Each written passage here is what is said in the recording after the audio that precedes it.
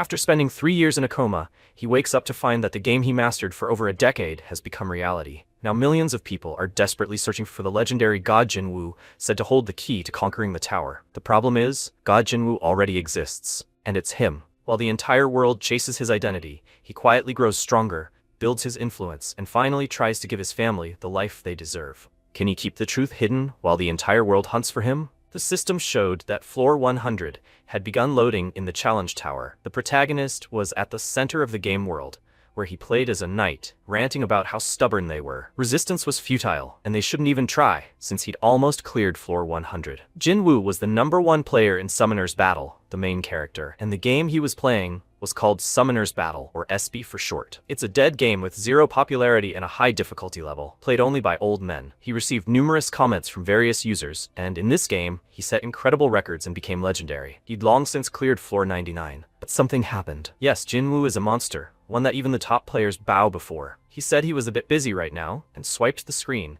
then said that as soon as he cleared this, he'd quit gaming forever. Jinwoo was walking down the street, holding a tablet. Frankly, he's a complete loser in real life. He wasted 10 years of his life playing games and ultimately failed to enter university. Because of this, he couldn't find a normal job either. His parents may be silent, but they're clearly heartbroken. So he decided to quit this dead game and get his act together. After all, he's already 24 years old, and it's time to start living like a normal person. For his own sake and for the sake of a worthy end to Jinwoo's journey, no matter what, he'll get past this last floor and leave. He spoke, and the summoning window appeared.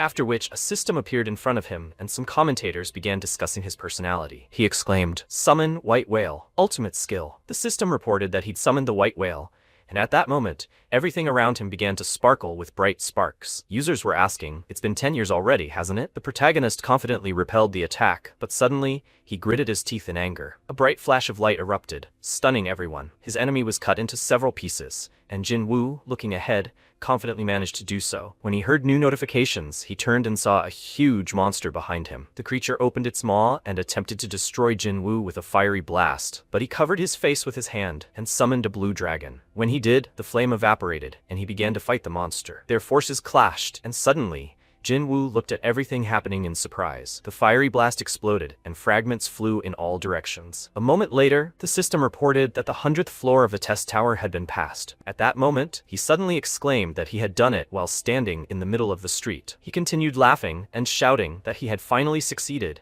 and people passing by were confused. What's wrong with him? He looks crazy. Jinwoo was overjoyed that he'd finally cleared the 100th floor and could finally say goodbye to this game. He needed to show off to the elders before leaving. Suddenly, the guys around him looked straight ahead and wondered, "What's that?" Jinwoo also saw that the system had shown that the challenge tower, floor 100, had been cleared and that beta testing was complete. He couldn't understand why he was seeing a game screen in the sky. Suddenly, bright red flags began scattering across the street, and people passing by picked them up to see what they were. The system told them to tear up the summoning scroll, and Jinwoo wondered, is this some kind of promotion? His friends suggested tearing it up, and the guys did so immediately. Jinwoo exclaimed, "No, if he tears the scroll, everything will turn out badly," but he didn't have time to warn the guy, and the scroll tore. A moment later, a bright flash of light appeared in front of him, and the system announced that a new world was opening. Jinwoo was horrified by the sight before him when suddenly a multitude of monsters appeared. He simply couldn't believe it and turned around abruptly to see terrified people killed by the monsters. Some of them had been hit by a car. The people were terrified and screaming for an ambulance when Jinwoo was also hit by a car. He lay on the ground, thinking, "How awful, this stupid game." He stared at his phone screen, which said a new world was opening. Sometime later, when Jinwoo had already been admitted to the hospital, the TV was on, and a journalist reported that, following the next news, South Korea had unfortunately again finished last in the rankings in the International Player League. He lay unconscious under an IV drip, while his mother sat next to him with his father. The journalist continued by saying that in response to this, associations are declaring the need to acquire higher-level summons, but some experts believe the state budget is insufficient to purchase high-ranking scrolls. At that moment, his mother looked at the apple she'd peeled in shock when she saw Jinwoo begin to move, and asked them to call a doctor quickly. As Jinwoo had woken up, he did indeed open his eyes, and his parents sat down next to him to discuss what was happening. The news he heard as soon as he opened his eyes was truly shocking. Firstly, 3 years had passed since the accident, and secondly, the vision he'd had before the accident of the game becoming reality hadn't been a dream. A stone golem entered their room. It was his father's pet. It now helps his father with loading and unloading packages, and it's very reliable. Jinwoo wondered, is this rank E summon his father's? And thirdly, The world's top players stated that to ascend the trial tower, they needed to find a Korean player named Jin Woo. Rachel mentioned this in the news. They, the 5 heavenly operators, were still waiting for him. When he appeared, the world would be turned upside down. Everyone, truly, was looking for Jin Woo, the whole world, and he realized it was his nickname. Besides, it was a name. He couldn't mistake it for anything else. This was definitely Rachel, one of the 5 heavenly emperors. Had the world of Summoner's Battle really become reality? A system appeared in front of him, asking if he wanted to start training. He chuckled at this, and his mother said she knew it was sudden, but he didn't have to start training right away. He should rest first. He told his mother no. He needed to get used to everything as quickly as possible, and he was fine, so she shouldn't worry. He smiled and thought that he had nothing yet, and didn't fully understand this changed world, but he was extremely lucky. After all, in this game, he could definitely become the best in the world. He was discharged from the hospital and returned home, where everything had changed beyond recognition. He immersed himself in the new reality of a world where games were no longer just games. Duels, raids, treacherous dungeons, challenge towers. The entire digital infrastructure had successfully migrated into the real world. 3 years had passed, and humanity seemed to have found a way to exist with summoned pets. He rose from his computer desk and said, well, so be it. None of them would ever reach his level. Perhaps he should begin. When he clicked the Start Training button, the system initiated the process. After a while, Jin Woo emerged outside and announced that everything was as he'd expected. There wasn't a soul here. Of course, trudging into such a remote place would be a bit of a hassle, but he couldn't risk allowing an unstable pet to appear among humans. The system announced that the reward for completing the training was a low-level summoner scroll. He was strongly advised to use it in open areas. Now everything seemed real to him. Please, let him get something decent. Even for him, Jin Woo, a legend, starting with low-ranking trash was a death sentence. After all, his game was a complete dump, notorious for its paltry odds. The rank hierarchy went all the way up to F rank, and the odds were simply unrealistic, with a basic scroll only having a 1% chance of reaching even a rank. He held the scroll in his hands and muttered, please, just this once. He's begging for something, anything remotely useful. His hands trembled, and he looked at it hopefully, thinking that a D rank would be incredibly useful, but he was expecting at least a rank, even a useful E rank pet. He begged for it and tore the scroll apart, and the system reported that a low-level summon scroll had been activated. When he saw those words, he froze and asked himself, did he succeed? Wait, what do these summoned pets even look like in real life? When he tore it open, a bright beam of light appeared in front of him, and he exclaimed, what's going on? The system reported that player Jin Woo had successfully summoned a wind fairy. He realized it was EX rank, and asked if that rank even existed in the game. The fairy's eyes widened and she began screaming, wait, what's going on? Good heavens. Did they actually summon her? Like for real? It was incredible. After all, it had been an eternity. Jin Woo was surprised. Since when did summoned pets talk? He looked at her more closely and asked, is she a Ramba? The fairy replied that she wasn't, because she was a wind fairy. But suddenly she was surprised. Only one person had ever called her that. Could he really be their god, Jin Woo? Just don't let him tell her he really is that Jin Woo. She started screaming with joy, because he couldn't even imagine how much she'd missed him. Ramba leaned toward his face and began hugging him, and Jin Woo replied that he understood everything and thought with a disgruntled expression, which he was starting to remember. A rank E summon, Wind Fairy. If you unlocked her hidden mechanics and used the right rune, she would transform into a top-tier support with insanely high attack speed. They'd spent so much time together in the beginning that he'd eventually nicknamed her Ramba. But wasn't she removed from the game during that massive bug fixing the first year? What did the official statement say? Suspended due to the discovery of a critical bug. He remembers being furious when the pet he'd been leveling for a whole year was removed.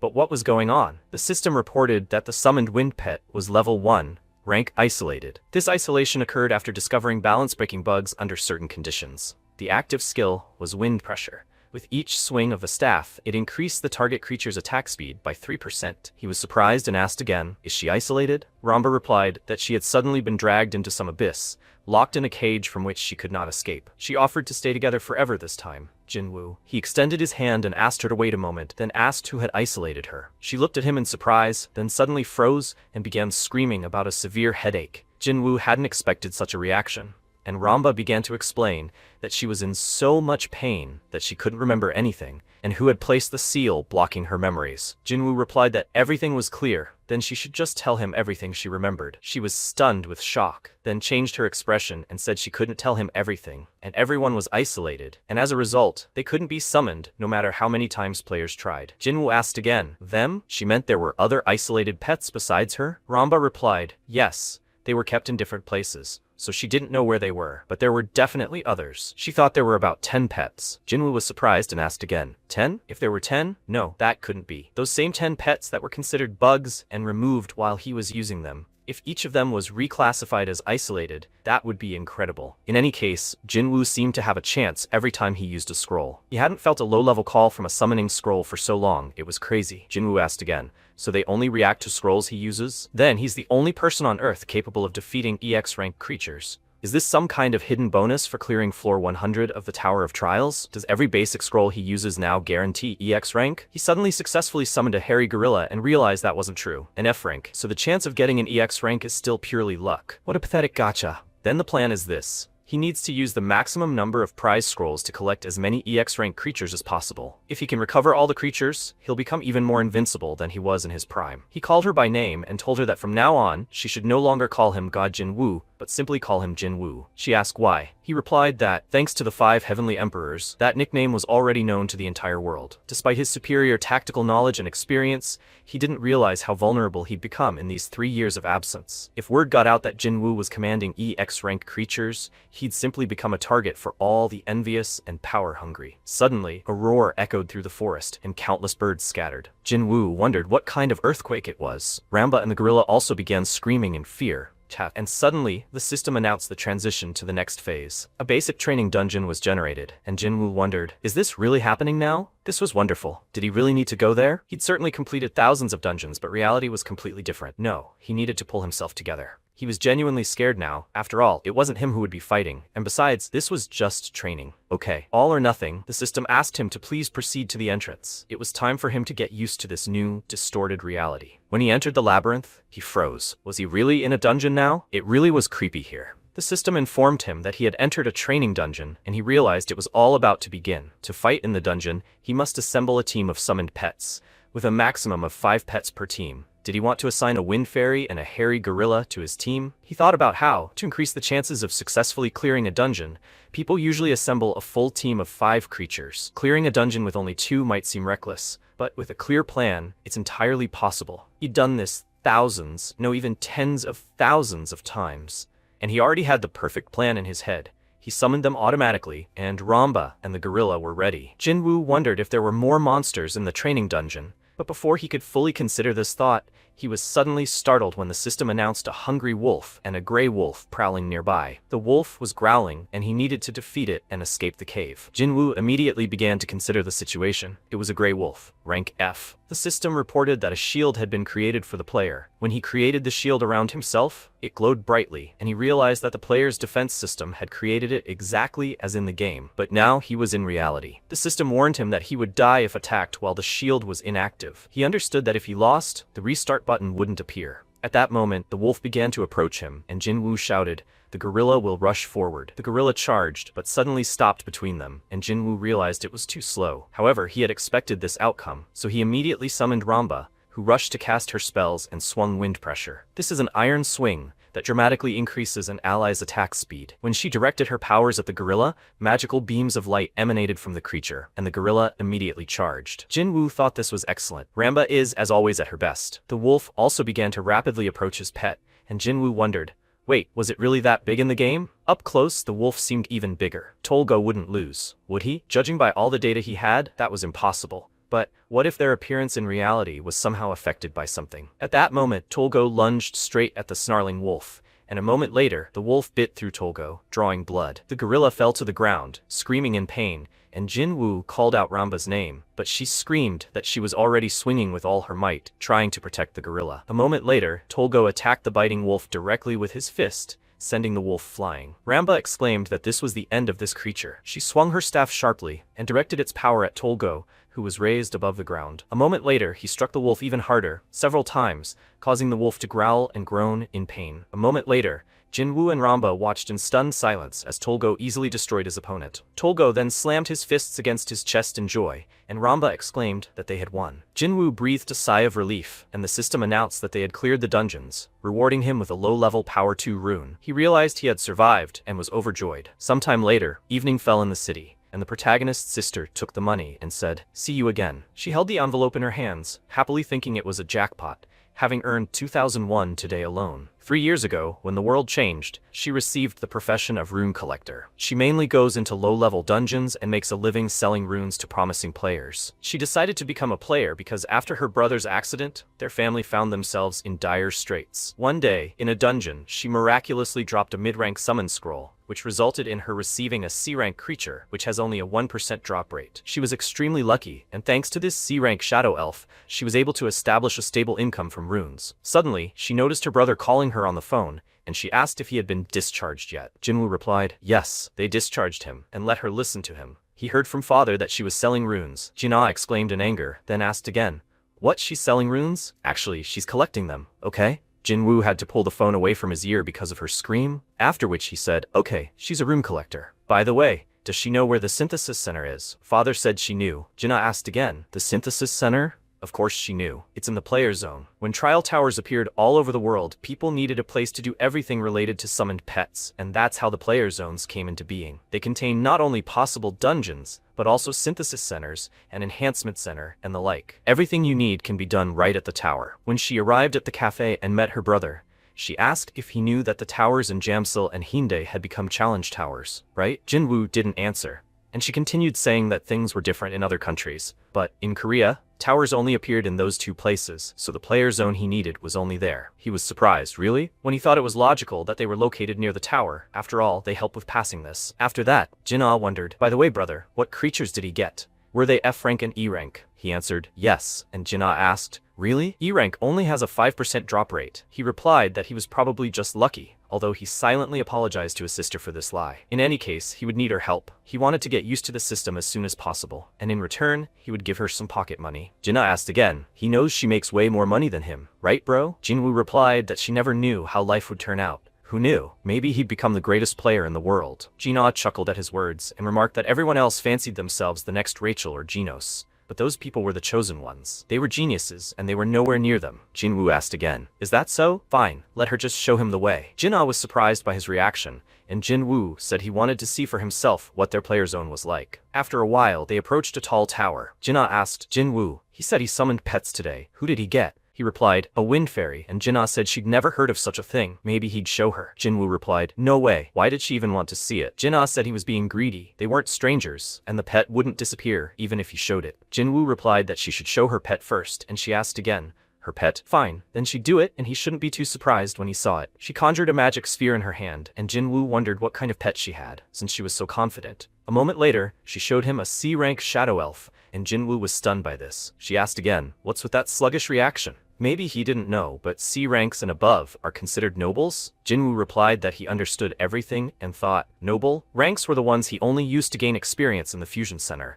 They had never even been in the dungeon with him. Jinwoo asked if shadow elves could speak Korean. He waved his arms in front of the elf, and Jinna asked what he was doing. He didn't understand. Couldn't she even hear him? And Jinwoo asked again, what was he doing? He was just trying to say hello to her sister's proud pets, and ask them to look after her. Jinna asked in surprise, since when do pets talk? Jinwoo was confused and realized that they couldn't talk, but suddenly remembered his pets. After all, Ramba had been talking since their first meeting. He asked, so pets usually don't talk? Jinna asked again, but where would he find a talking pet? He thought about it, but it was true. But since Ramba could talk, he thought all pets could now. It turned out that she was a special case, and Jinna asked him to show her his pet now, and Jinwoo told her to do it later. Jinna got angry and screamed, but why? She showed him her pet. Jinwoo replied that he'd already told her he'd show her later. She should just lead him where he needed to go. Jinna exclaimed that he was a liar, but he should wait for her and not run so fast. After a while, they arrived at the right place and found themselves in the center of a bright and beautiful street. Jinwoo looked around in surprise and said, is this really the same Jamsil arena he knew? Jinna replied, yes. After the corporation's testing tower appeared, they simply tore everything down. Jinwoo asked again, but why? She replied, who would want to have fun next to this gloomy tower? This place had long since ceased to be kind and cheerful. Jinwoo was surprised. Doesn't that just make everything more interesting and cool? Jinna replied, does he mean the place where you go to die? The dungeons are now right in the Jamsil arena. Who would come here for fun? He replied that perhaps that was logical and reflected that the dungeons were indeed scary, but he was seeing things he'd only seen in the game. In real life, they were incredibly captivating. Was this a local market? People were approaching the stalls, buying things and asking about prices. Jinna noted that yes, players could freely trade everything here, from summoning scrolls to runes. Jinwoo considered this, only recalling memories of how he'd opened scrolls and runes every day with that rich man. his friend. Jinna asked again. Did he see the brochure there? It explained all the basics, but if he needed a guide, he could go to the information desk. And since he was still a newbie, why not try the academy that ran the player headquarters? He had a lot to learn. Jinwoo replied, no, it was fine. He understood he had nothing to learn and nothing to ask about. He could handle his growth just fine on his own. Jin-ah looked at him in surprise and asked, is he sure he can handle this? Jinwoo answered, yes, she can go home first, and thanked her for the tour. Jin-ah asked angrily, what, is he staying here? Jinwoo waved and said he wanted to look around a bit. He'd been acting very strange for Jin-ah lately, as if he were possessed by something. But was he sure he'd be okay? She should just keep a light eye on him. She shouted after him, not to overdo it, and to call if he needed help. Jinwoo waved and called for Ramba, who immediately appeared in front of him and began to glow. She shouted his name, and Jinwoo asked her to be quiet, covering her mouth with his finger. Ramba started coughing and asked what he was doing and what was going on here. He pulled her close and whispered for her to listen to him. From this point on, she is forbidden to talk outside the dungeon. She looked surprised and asked, what? He continued saying that she couldn't let people know she could talk. She could only talk inside the dungeon from now on, okay? Let her nod if she understood. Ramba nodded and he said, great, and now they needed to get everything in order. As he remained squatting, he considered the need to secure at least some startup capital if he wants to start clearing dungeons. He looked at his phone and saw his income, saying that it was too bad, because it couldn't get any lower. He knew he didn't have much money to begin with, but for this to be all his savings was pretty awful. Besides, working like he did before was simply pointless. He grabbed his head and cried out in anger. Jinwoo wondered if someone would tell him to just ask his parents for money, but that was nonsense. Now they're working 3 jobs just to pay the rent, and he's supposed to ask them for money? How is he any different from a monster then? He looked at his phone and realized he could do it even with that starting capital. The reason no one could compare to God Jinwoo was because he was a player who had never donated to this game. Even though he played it with great desire, he still managed to become the best without investing a cent. Did people really think he couldn't do the same because they were in real life now? Just be patient, and he'd definitely climb back to the top. At that moment, he was credited with 500,000 won, and he was dumbfounded.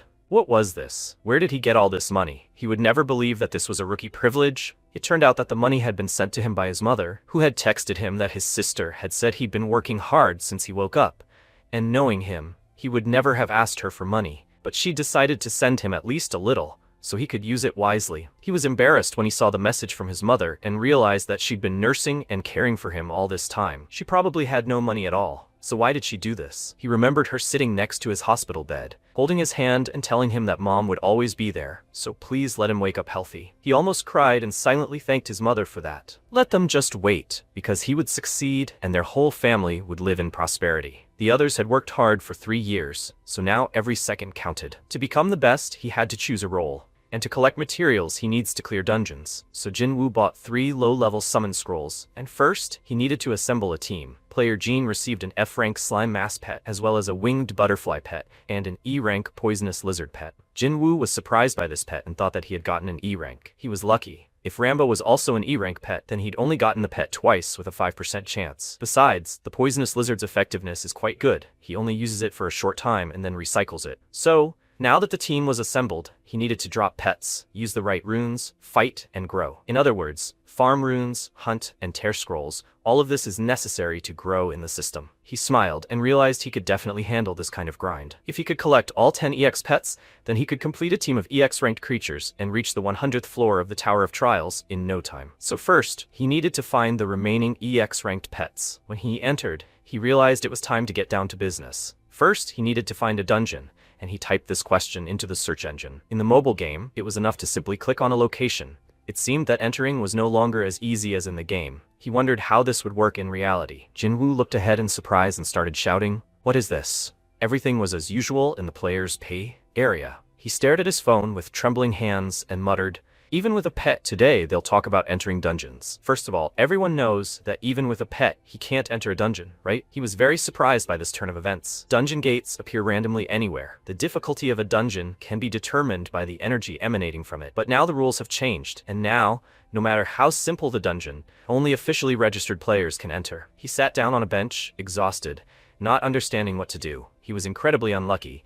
But why did he wake up just when the rules changed? At that moment, someone approached him and touched his shoulder. It was Ramba, who looked at him hopefully and offered silent support. He thanked her for this and patted her head, when suddenly he looked ahead and called his sister. Jinna asked what time he would be arriving anyway. Mom asked what he wanted for dinner. He replied that he'd eat alone.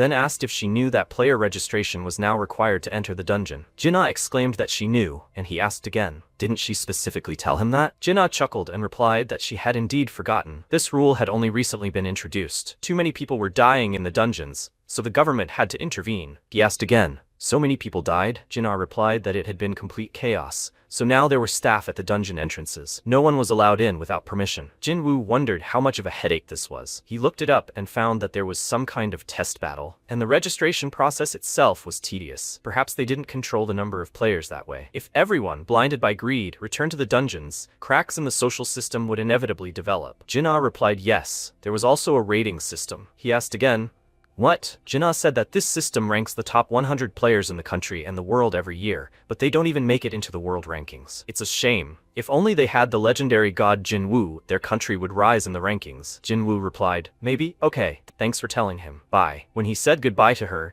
he silently looked into the phone and realized that for now, he had prepared for everything, so he would go rest. When he returned home, his mother had cooked delicious soup. His father was sitting next to her at the table, reading the newspaper, when he suddenly saw Jinwoo enter and ask if he was awake yet. It was only 6 a.m. Jinwoo replied yes, he needed to leave early. His mother turned to him and asked if he was leaving already. He should eat at least a rice ball before going outside. Jinwoo put on his shoes and replied that everything was fine. After which he stood up and said, Mom, Dad. He apologized for only showing them the bad side of himself so far, and thanked them for that, and he was leaving. His parents looked after him, stunned, and his father scratched his head and said it was awkward. His wife asked, will their son be okay? He told her not to worry, but the government said they were currently conducting a safety briefing, so he suggested they have breakfast and go on with their business. She paused, thinking, and begged Jinwoo to be careful, looking at the closed door. The era in which all of humanity can become players attracted early attention among all countries in South Korea due to the exceptionally high mortality rate in dungeons. The reason for this was a kind of main character syndrome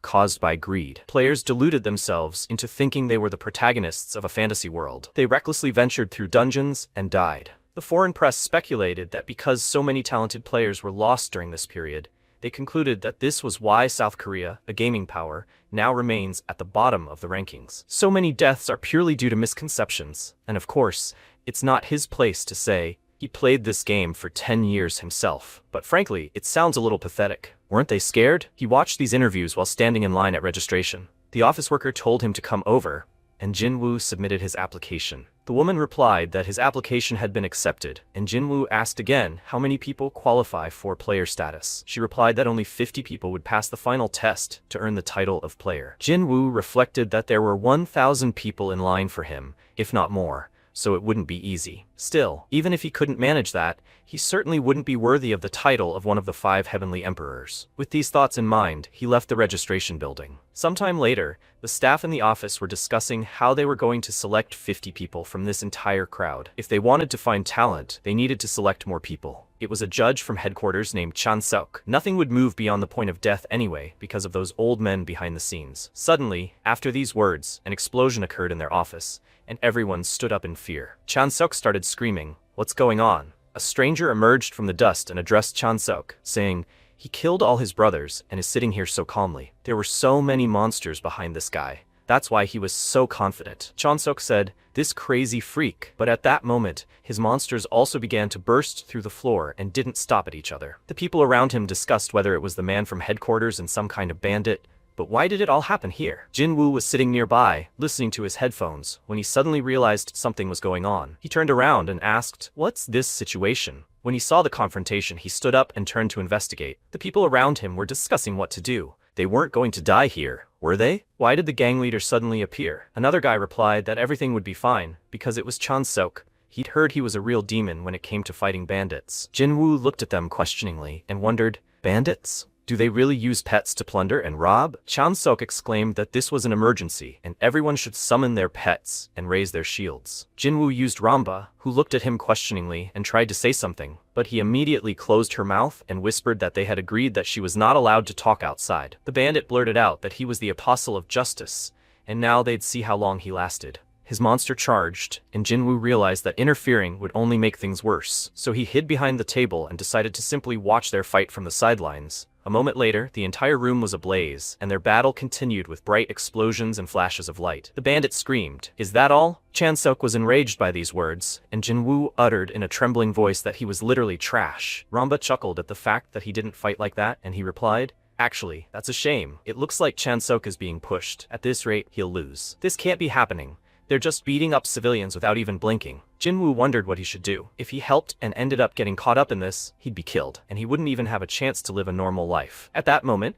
he approached Chansuk and touched his shoulder. Chansuk exclaimed that it was dangerous here and he should move away. Jinwoo replied that he wasn't using his fire turtle skill correctly. He should look at the buffers behind the blood orc. They were buffing him with fire resistance, which meant his fire energy wouldn't work. The orc's body turned red every time buff behind him used a skill, meaning he was applying fire resistance. And if that was true, then Chansuk had just used his fire turtle skill and thrown the monster into the inferno. He rejoiced and asked, "Did it work?" The bandit exclaimed that the situation was dire, and he didn't understand how he knew about it. His master was destroyed and hit the ground. The bandit called him a freak, and Chansuk continued to destroy his enemy. When all his pets were destroyed, the bandit began shouting at him to stop because he was giving up. He was wrong. When he turned around and saw the monster's claw approaching behind him, he screamed that he was begging for mercy and that he would never rob and kill again. Chansuk told him to shut up. He knew that bank members were executed on the spot, right? The guy tearfully begged for mercy, and Chansuk asked again, was he sure about that? A moment later, the bandit was killed by the ivy, his blood spilling. The people around asked, is it over? After all, they won, and Chansuk did it. He's simply amazing. That's what this bandit deserves. Jinwoo watched, shocked. He might be a criminal, but rejoicing over someone being killed right before their eyes, this world was no longer the same. Without true determination, it would be impossible to survive here. At that moment, Chansuk approached him and apologized. He thanked him for his help. His name was Chansuk, and he was a member of the player council and headquarters. Thanks to him, they were able to catch this bandit. Jinwoo shook his hand and said it wasn't worth it, and Chansuk said he'd like to reward him. Could he know which guild he belonged to? Jinwoo replied that he hadn't registered with headquarters yet, and Chansuk asked, what did he mean? He recognized the buff at first glance among tens of thousands of other options, and yet he wasn't registered yet? Then perhaps he had an ID? If they could confirm his identity, everything would be fine. Jinwoo said yes and handed over his ID. Chansuk took it in his hands and thanked him, then said that after verifying the data, he would receive a reward according to the rules. Jinwoo replied, okay, then he'll leave it to him. Chansuk watched him go in surprise and immediately called his colleague, saying that he had just sent him some data. Let him check this person. When Jinwoo went outside, the bright sun appeared. There, Jinwoo bought a delicious pastry for Ramba and realized how simple it was. Perhaps it was hard for her to remain silent? She immediately pounced on this delicious pastry, and Jinwoo thought that he had heard other players sometimes argue with their pets. But Ramba was happy with just a cream bun. In any case, nothing terrible would happen, right? He hadn't intended to interfere, but if it weren't for him, they would all have died there. The world had changed much more than he thought. It seemed he couldn't put off hunting any longer. Now he needs to collect summoning scrolls and summon the next pet as soon as possible. The priority is the drill instructor and the explosive dragon. They're E and D ranks, so he should be able to get them from their low-level summoning scrolls. He got up from the bench and asked Ramba, okay, should they go now? Sometime later, while Chansuk was taking a walk, he received a call from the same employee he'd requested, and Chansuk was very surprised to learn that he'd been hospitalized for 3 years after an accident. So that's why he wasn't registered as a player. Well, if it was 3 years ago, then that's when the world turned upside down. Accidents were common in that chaos, so it all makes sense. And right after his discharge, he applied to register as a player, and when he heard about it, Chansuk dropped all his documents and phone and exclaimed, what? He picked up Jinwoo's personal file, and his hands began shaking. He didn't understand what was going on. His colleague was asking again, what's wrong? Chansuk replied, no, by the way, there's an exam this month. This time he'll handle it himself, and he shouldn't even ask why. He replied, okay, he understood.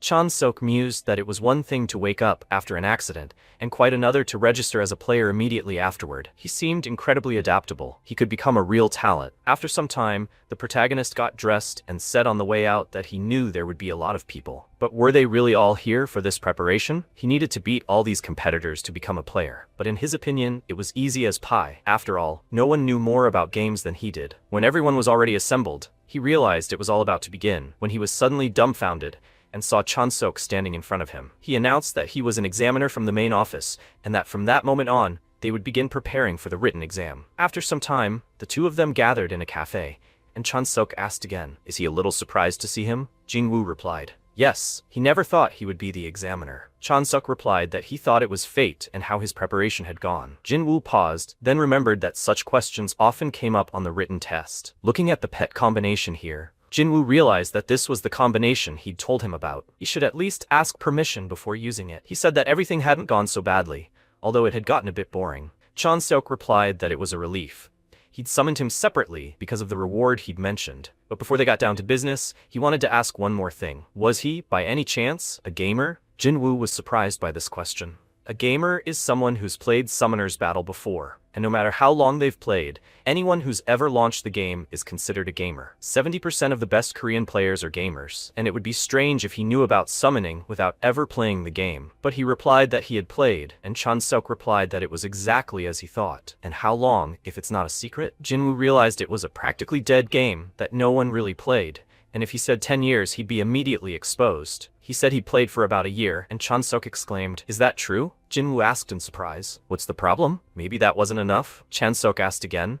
"He played this dead game for a whole year?" That impressed him. Jinwoo confirmed that it was something like that. Most better Korean players haven't played for even 6 months, and he's played for a whole year. At that point, Chansuk apologized and announced that they had prepared 2 awards, and he should please choose the one that suits him best. Jinwoo replied that he understood, and Chansuk said that for the first award, within his authority, he could immediately register him as a player, with automatic registration and immediate employment. He could also offer a position at the main office. The second option, a cash reward of 5 million won, made Jinwoo think the choice was obvious, and Chansuk asked again, well, what would he say? It wasn't just registration, but a job at the main office, which is harder to get than at a large corporation. Obviously, that would be the first option. But suddenly, Jinwoo replied that he'd take the money, and Chansuk asked again, what? But registering as a player usually takes a long time. Jinwoo thanked him for the offer, but he'd probably decline. He could register himself, and he'd never planned on working at the office anyway. He was already busy searching for pets. He had no time to waste. When he left the office, people around him asked if that was President Jinwoo. He replied, yes. And a girl approached him and informed him that, as he'd heard, completing the dungeon for the day of the week was practically an exam. This time, he'd be heading to Tuesday's dungeon. The test would be timed, so he had to finish as quickly as possible. While they were discussing this, Chansuk was watching from the sidelines, surprised to see that he seemed to understand runes and pets better than anyone else. Why had he figured this out on his own? Thanks to the challenger, Jinwoo, he realized how narrow-minded he'd been. Finally, such talent had emerged in Korea. If all went well, he might even make it into the world rankings. Chansuk was surprised that the girl thought everything was so good. He'd never seen these proud professors react like this. Perhaps they should have offered better conditions? At that moment, the professor announced that the explanation was complete and he could enter. She created a portal, and Jinwoo decided to begin. When he entered, he found himself with his pets. The system informed him that the rooms were swarming with highly poisonous slimes and that he should destroy them and leave the dungeon as quickly as possible. Jinwoo called Ramba, who responded by starting to buff him. At that moment, Tolgo began screaming loudly and attacking the monster. Tuesday's dungeon was a labyrinth. He needed to defeat the slimes and find a way to the boss room. This was the dungeon where beginners often spent a lot of time wandering. But the slimes were slow, so he could ignore them and simply run forward.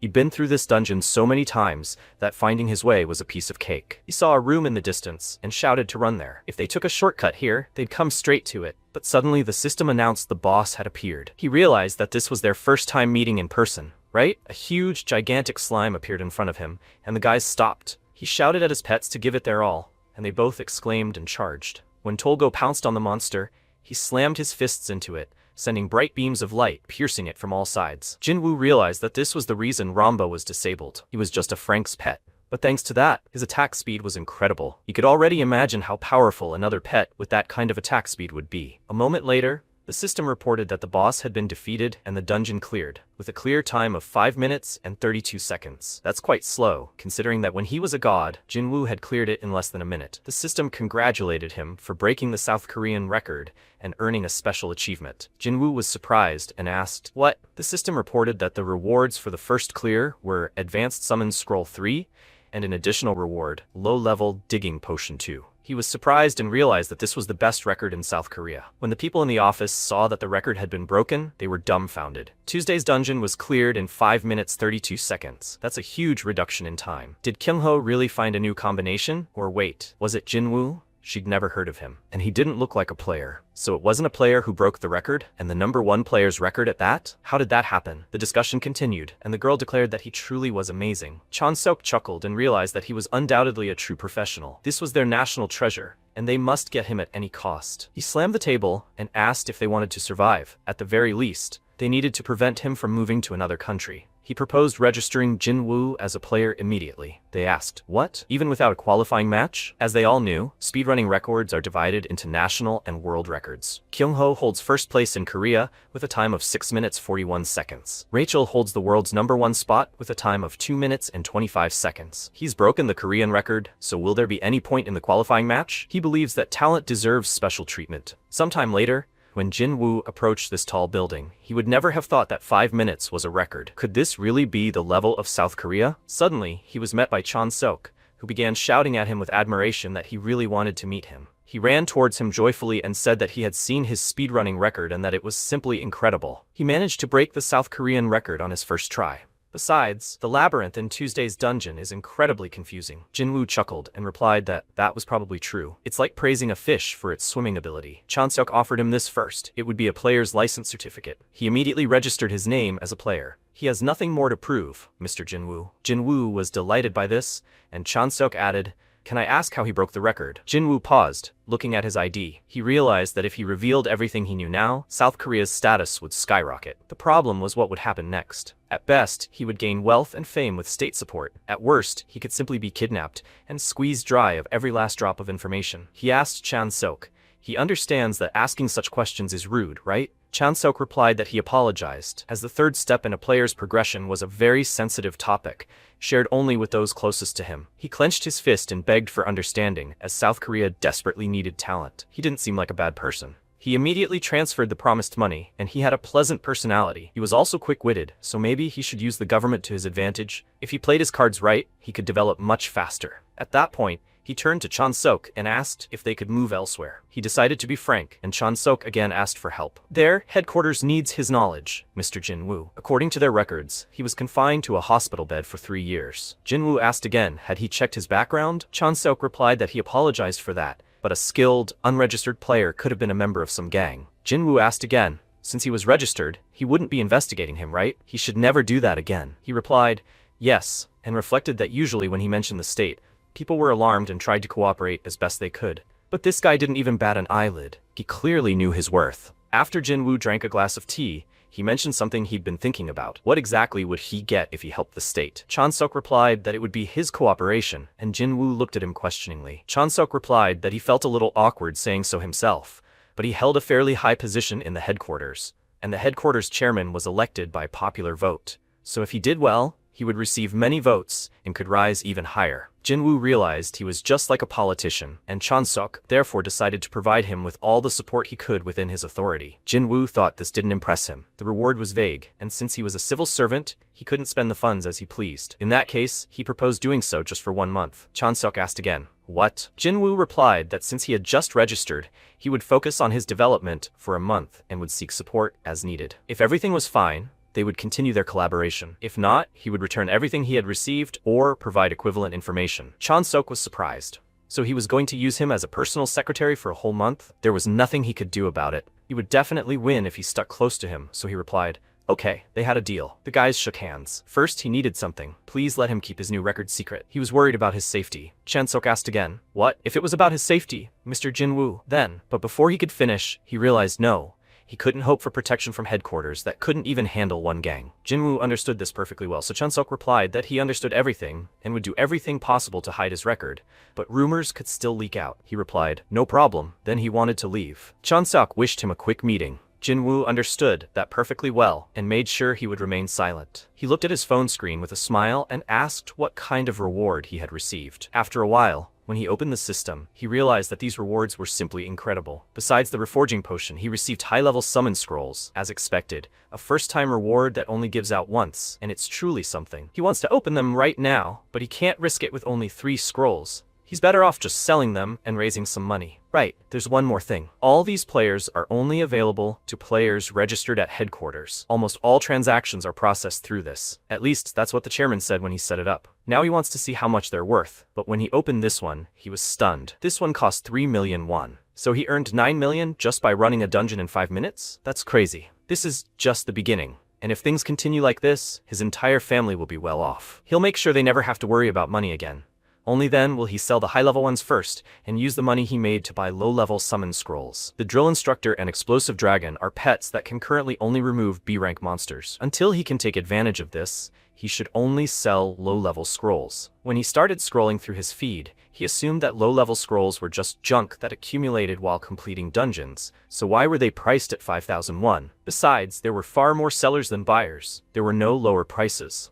In such cases, he called his sister, and she asked if something was wrong. He decided he just wanted to ask her something, and after explaining the whole situation to Jin-ah, she replied that it was because headquarters was buying them up. He asked again, why? She replied, who knows? People say it's to support players. They're buying up summoning scrolls en masse with government money, and the minimum price is 5,001. But the daily purchase quantity is limited. Since they can always sell them to headquarters, no one is even thinking about lowering the price. He said everything was clear, and Jin-ah said she'd heard that this shop might be shut down. The protagonist asked again, why? She replied that this policy had been in place from the very beginning, so that a pile of unnecessary low-level scrolls would accumulate. Jin-woo asked again, is that so? He thanked her for telling him everything, then hung up. So they had accumulated an excess of low-level scrolls, right? In that case, he returned to Chon-seok, who was happy to see him. As he could see, he had already missed him and didn't think he'd be back so soon. The protagonist chuckled at how things had turned out, and Chon-seok asked if he needed anything. Jin-woo replied that he wanted some low-level summoning scrolls, and Chon-seok asked again, aren't they mid-level or high-level? And how many did he need? He replied, as many as possible, and Chon-seok reflected that they received 50,000 daily. So giving them away wasn't a problem, but he might give them away if he was planning on reselling them. He replied, nothing special. There's already an oversupply on the market, and they're not selling, so he's going to exploit it himself. Chon-seok realized he seemed to have some kind of plan. He wasn't like the others, and he was purposefully collecting low-level summoning scrolls. Could he really have something special in mind? Chon-seok smiled and said there was one condition. Jin-woo asked again, what? He wanted him to provide at least some useful information. He was the people's elected chairman, but if it became known that he was simply handing out scrolls purchased with taxpayers' money, the people's trust in him would be weakened. Therefore, if he provided him with the information, he would give him an equivalent number of low-level scrolls. After all, he needed some kind of backup too. Jin-woo realized he wouldn't just hand them over, and it was even better this way, because if he gave him valuable information, he would reward him generously. First of all, there was such a thing as a time record. This is the reward for first place in the country. 3 high-level summon scrolls for each dungeon. However, this reward can be re-earned if another player breaks the record. Therefore, if players take turns improving the record, even by just 1 second, they will be able to receive the maximum rewards. This can strengthen them in the country. Chon-seok replied that everything was clear, and they used this method. The current players had already received their share, but there were many players who had never received this reward before, so it wouldn't be a big problem. Jin-woo announced that the second piece of information he would reveal was about this strategy for completing Tuesday's dungeon. Chon-seok clapped his hands and said that, as he thought, it was the same method he used. Jin-woo realized it wasn't him. The 5 emperors had used it. He wouldn't have believed it if he'd said he'd memorized all the labyrinths in advance. With this method, anyone could complete this labyrinth in just 3 minutes. Chon-seok was surprised and asked again, only 3 minutes? Jin-woo raised his hand and announced that they needed to clearly agree on a price for this information. In addition to the low-level scrolls they'd mentioned, he wanted 50 high-level ones as well. How could he handle such an offer? Chon-seok was dumbfounded and began screaming. 150 million? Jin-woo replied, that was quite cheap. This method could be used not only in low-level dungeons but also in difficult ones. After all, the rewards for breaking records there could reach 1 billion. Chon-seok replied, of course, fine. If the information turns out to be correct, he'll immediately transfer 150 million. And he'll supply him with 10,000 low-level summoning scrolls daily. Jin-woo smiled and said he wouldn't regret it. After a while, everyone was assembled, and the subordinates asked the chairman why he had gathered them so suddenly. Chon-seok replied that he had gathered them to test something. One of them asked again, but he wouldn't have gathered them for nothing, so this wasn't just another experiment? Chon-seok suggested, but they knew he had recently broken the record in the Tuesday dungeon, right? The guys replied that they had heard about it. His name was Jin-woo, right? Chon-seok replied that he had managed to get an excellent strategy abroad and tested it with a player named Jin-woo, and the results were excellent. The guys asked again, was it true? So that's why he had forbidden the information from being spread. So he had gathered them for this. But before they could finish their sentence, Chansuk replied, exactly, they're going to smash the Tuesday dungeons. The key pet for this dungeon is this guy. It's a spotted Komodo. This pet is a summonable lizard-like monitor lizard the size of an adult human. It has strong defense and decent attack, a typical tanky damage dealer. At least that's what the publicly available information says, but in reality, it's difficult to level up, which is expected for a rank B pet. Compared to other rank B pets, this creature's damage and defense are so-so, so it's considered useless. However, players didn't know one thing. Its main food is giant slimes. Once released into a dungeon, it immediately begins hunting giant slimes, allowing for a quick dungeon clear. The system reported that Tuesday's dungeon ranked first in Korea, Chunsik, with a time of 5 minutes 29 seconds. After a while,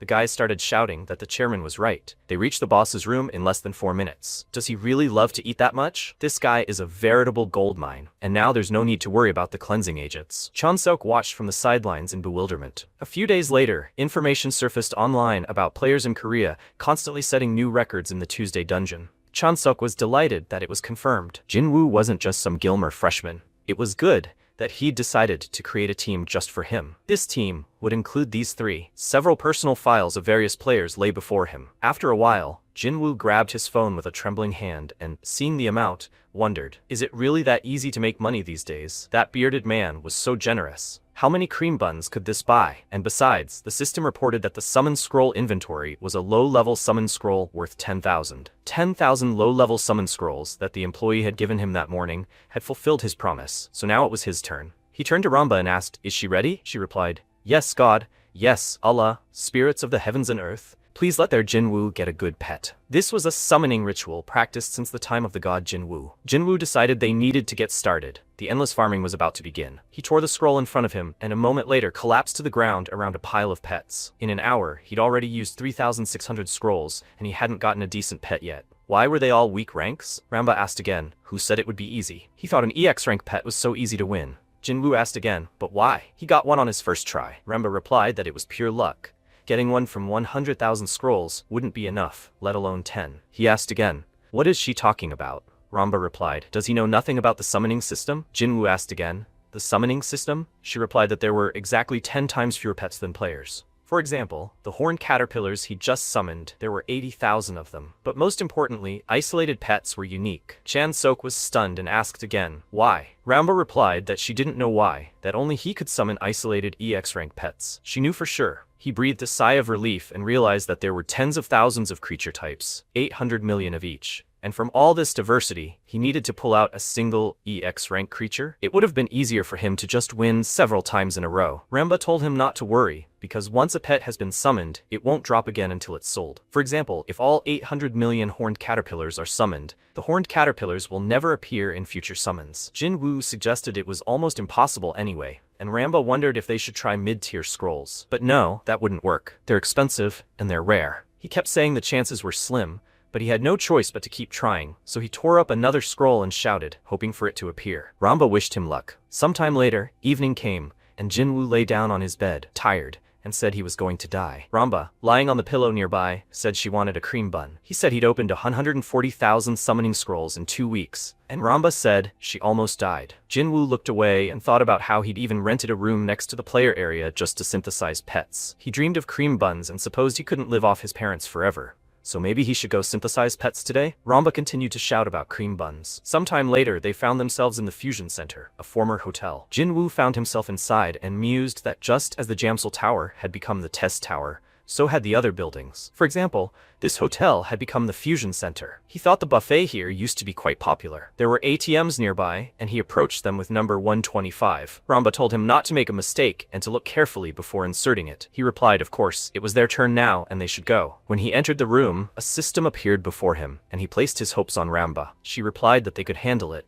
and the system announced, welcome to the Fusion Center. He should try fusing their pets. The Wind Fairy had been registered. Did he want to synthesize the Wind Fairy? He replied, yes, after which the system announced, the Fire Lizard is sacrificed and disappears. This happened several times, and Ramba glowed with a bright blue flame. He realized that this was indeed a lot, and a moment later, The fusion was complete. The Wind Fairy's level increased to 21, and her intelligence increased by 2. Just think, only level 21 after 140,000 scrolls. Ramba asked, so how strong is she now? Jinwoo replied that she was the best. The maximum level was 100. At this rate, it would take forever. A few days later, Chan-seok found himself opposite his employee and asked, Byung-jin, are things going unusually well today? Byung-jin replied, yes, but Byung-jin couldn't understand why he was so happy. Chan-seok, meanwhile, was pondering that now that he had created a talent management team, he needed to invest fully in Jinwoo. Because of this, he asked Byung-jin what Jinwoo was doing now. He thought for a moment and replied that it seemed he was still opening summoning scrolls and that there were even more of them today. Chan-seok asked in surprise, what? He's still doing this? He answered, and then asked if she could use the 150 million won she'd received to buy more low-level scrolls. Chan-seok didn't understand what was going on,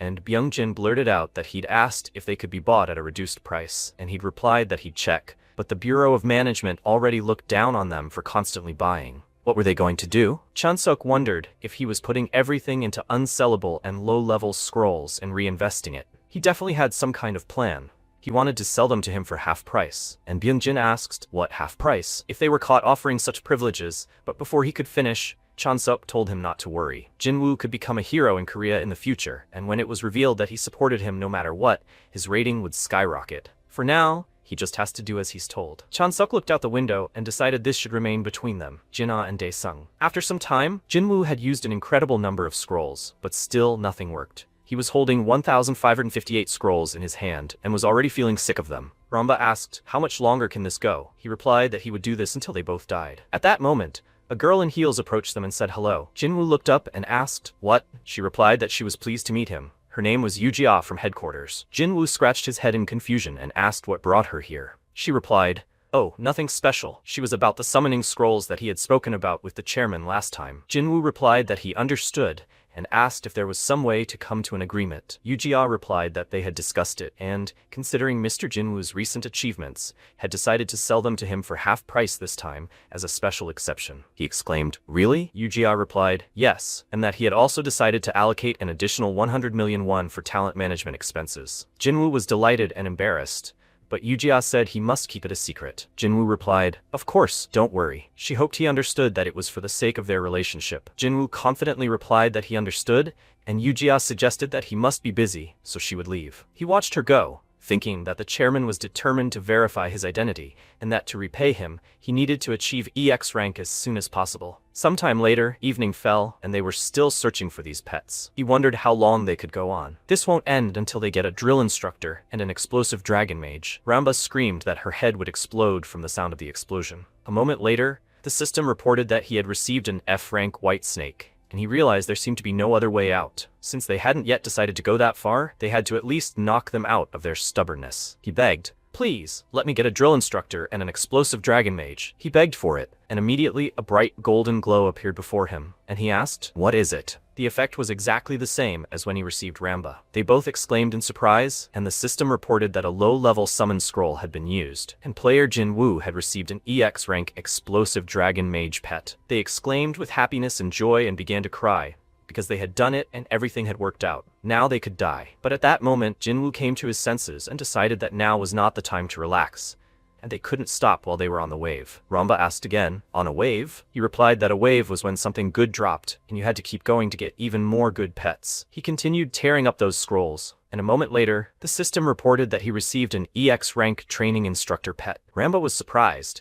Was that really how waves worked? Jinwoo was delighted. It had finally happened. He'd gotten them. These were the very pets he'd wanted. When the drill instructor found himself in the middle of nowhere, he asked where he was. Initially, he was an E-ranker with low combat ability, so he wasn't a popular pet, but his whole value was in his obsession with training. Growth increases with training, and his charisma overwhelms other pets. The instructor himself is weak and his basic skills unremarkable, but once he breaks down and gains the constructor skill, he significantly accelerates their growth. This skill could therefore make other pets stronger, which is why he always outperformed other players. Ramba assumed she didn't actually want to get stronger. Jinwoo waved and told the instructor it had been a while. He asked again, instructor? He remembered the nickname and began shouting, could he really be the god Jinwoo? Jinwoo replied that he was, and both pets were dumbfounded. The instructor bowed and said it was incredible. After being isolated for some unknown reason, he never thought he'd see him again. Jinwoo reflected that, as he'd thought, Ramba and the instructor were just as he'd raised them. He was honored to see them again. At that moment, a dragon mage approached him and asked if he really was the god Jinwoo. It was the first time Jinwoo had heard Pokryon speak. A summoned pet of the magic type, D-rank sorcerer Pokryon. She was sealed, and although she was unsuccessful among the apprentice mages, an ancient fire dragon sleeps in her heart, making her a fighter who deals high amounts of fire damage in an area. The skill itself is unremarkable, but what if it's the instructor? The system reported that Pokryon's wave released a dragon-shaped flame forward. He gained incredible absorption skill, and this absorption skill couldn't be obtained without an instructor, so only he could use it properly. Pokryon exclaimed that she had missed him very much, and Jinwoo, embarrassed, replied that he had too. She was, as always, incredibly sweet. He asked them to please not mention this in front of strangers and not to call him God Jinwoo. The guys replied that they understood everything, and Jinwoo suggested that they should now go home and get some sleep. When they arrived at the apartment, Jinwoo was tired and immediately fell asleep. The pets gathered around his bed and sat silently on the floor. The instructor turned to Ramba and said that they hadn't seen each other for a long time. Pokryon also said that it was indeed a long time. They could call her Ramba? She replied, he's an instructor, right? They saw him a month ago. She was already here when he was summoned, so now she is his senior. The instructor replied that this was true, but it didn't matter. He only wanted to say one thing: they were too weak. He clenched his fist and shouted that to be of any help to their master, they had to stand much stronger, and therefore, even when he slept, they had to continue training. And the first would be Pokryon. She needs to sit down and focus on her magic. When he was awakened, he would open the absorption for her first. She replied that she understood everything, and the instructor looked into the eyes of Ramba, who was hiding fearfully because of him, and told her that she should increase the speed of her swings so that she could do strength training with him. Ramba exclaimed in grief, strength training? But she was a fairy. He asked again, didn't she want to be of use to her master? Ramba replied that of course she did, and the instructor pressed her and told her to start swinging this frying pan. Since it was her first day, they would start small, just 5,000 swings. Ramba cried out in horror when she heard that number, and, with a trembling hand, reached out to Jinwoo, begging him to save her, but Jinwoo knew nothing and was asleep. Sometime later, Yujia came to Chansok's office, and he asked, can she no longer give him low-level summoning scrolls? Yujia replied, yes, an official notification had just arrived, and it was the director's order. Chansok was startled and thought, he was always busy? Why was he suddenly bothered by such a trivial matter? Besides, they were demanding a detailed report on how he had used low-level summoning scrolls up to that point. Yujia suggested that the deputy was probably behind it, and Chansok exclaimed that the jerk was picking on his every move. What should they do now? She had prepared the report, but if management didn't hand over the scrolls, they would have nothing to give Jinwoo. Chansok was thinking that the delivery time for the scrolls was approaching, and suddenly his phone rang. Yujia asked again, what's wrong? Chansok suggested he thought he didn't need any more low-level summon scrolls and needed to deal with this jerk instead. At that moment, he saw a message from Jinwoo, who said he no longer needed low-level summon scrolls and had gotten what he wanted, so he thanked him for it. Sometime later, on Gwanaksan Mountain near Songbawi Station, Gwacheon, Gyeonggi Province, the protagonist appeared there and explained what a regular dungeon meant. There are 4 types of dungeons in the game. The first is the daily dungeon, which requires gathering materials from accessible locations on a specific day of the week. The second is the Tower of Trials, a much more difficult dungeon that pushes players to their limits. The rewards are incredible, but the chance of dying is high. And the third is the Demon Dragon of Chaos, a raid dungeon that requires group formations. But that hasn't been added to the game yet, so he'll explain it some other time. Everything else was just regular dungeons, which was exactly what he was heading towards. In SB, they were called staged dungeons, but in reality, they spawn randomly. You could form groups for them, but he didn't need one. He looked ahead and saw a gate with guards standing near it. If the dungeon wasn't cleared in time, a breach would occur and monsters would burst out, and he needed to clear it quickly. The guard informed him that if he wanted to enter the dungeon, he needed to check his license. Jinwoo handed over his ID and replied, okay, he's here for the inspection. Please let him be careful. Jinwoo entered the dungeon and a moment later saw bright magical sparks above him. Monsters were fighting among themselves and their swords clashed. He realized what an enslaved dungeon looked like. Everything there was very dark, with bright, red, terrifying colors that were overwhelming him. People started shouting that the orcs were climbing up, that they should attack him and pour boiling water on him. Let it die. Jinwoo thought that when he played this game, everything seemed unreal, but now he was watching all the horror unfolding and asked, this is real war, right? He needed to collect his thoughts and just do what he always did. He closed his eyes and ordered his pets to prepare immediately. The system reported that he was summoning a wind fairy,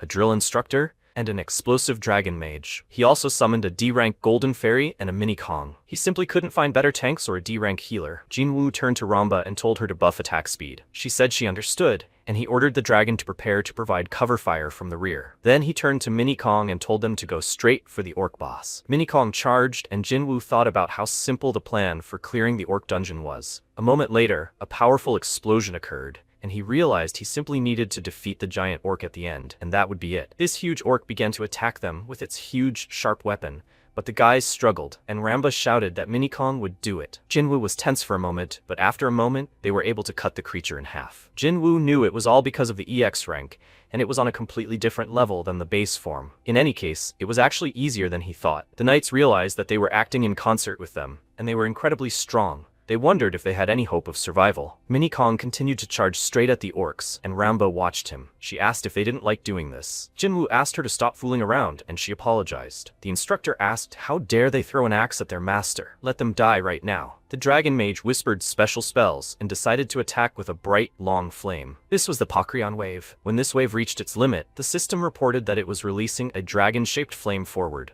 All the monsters were engulfed in this flame.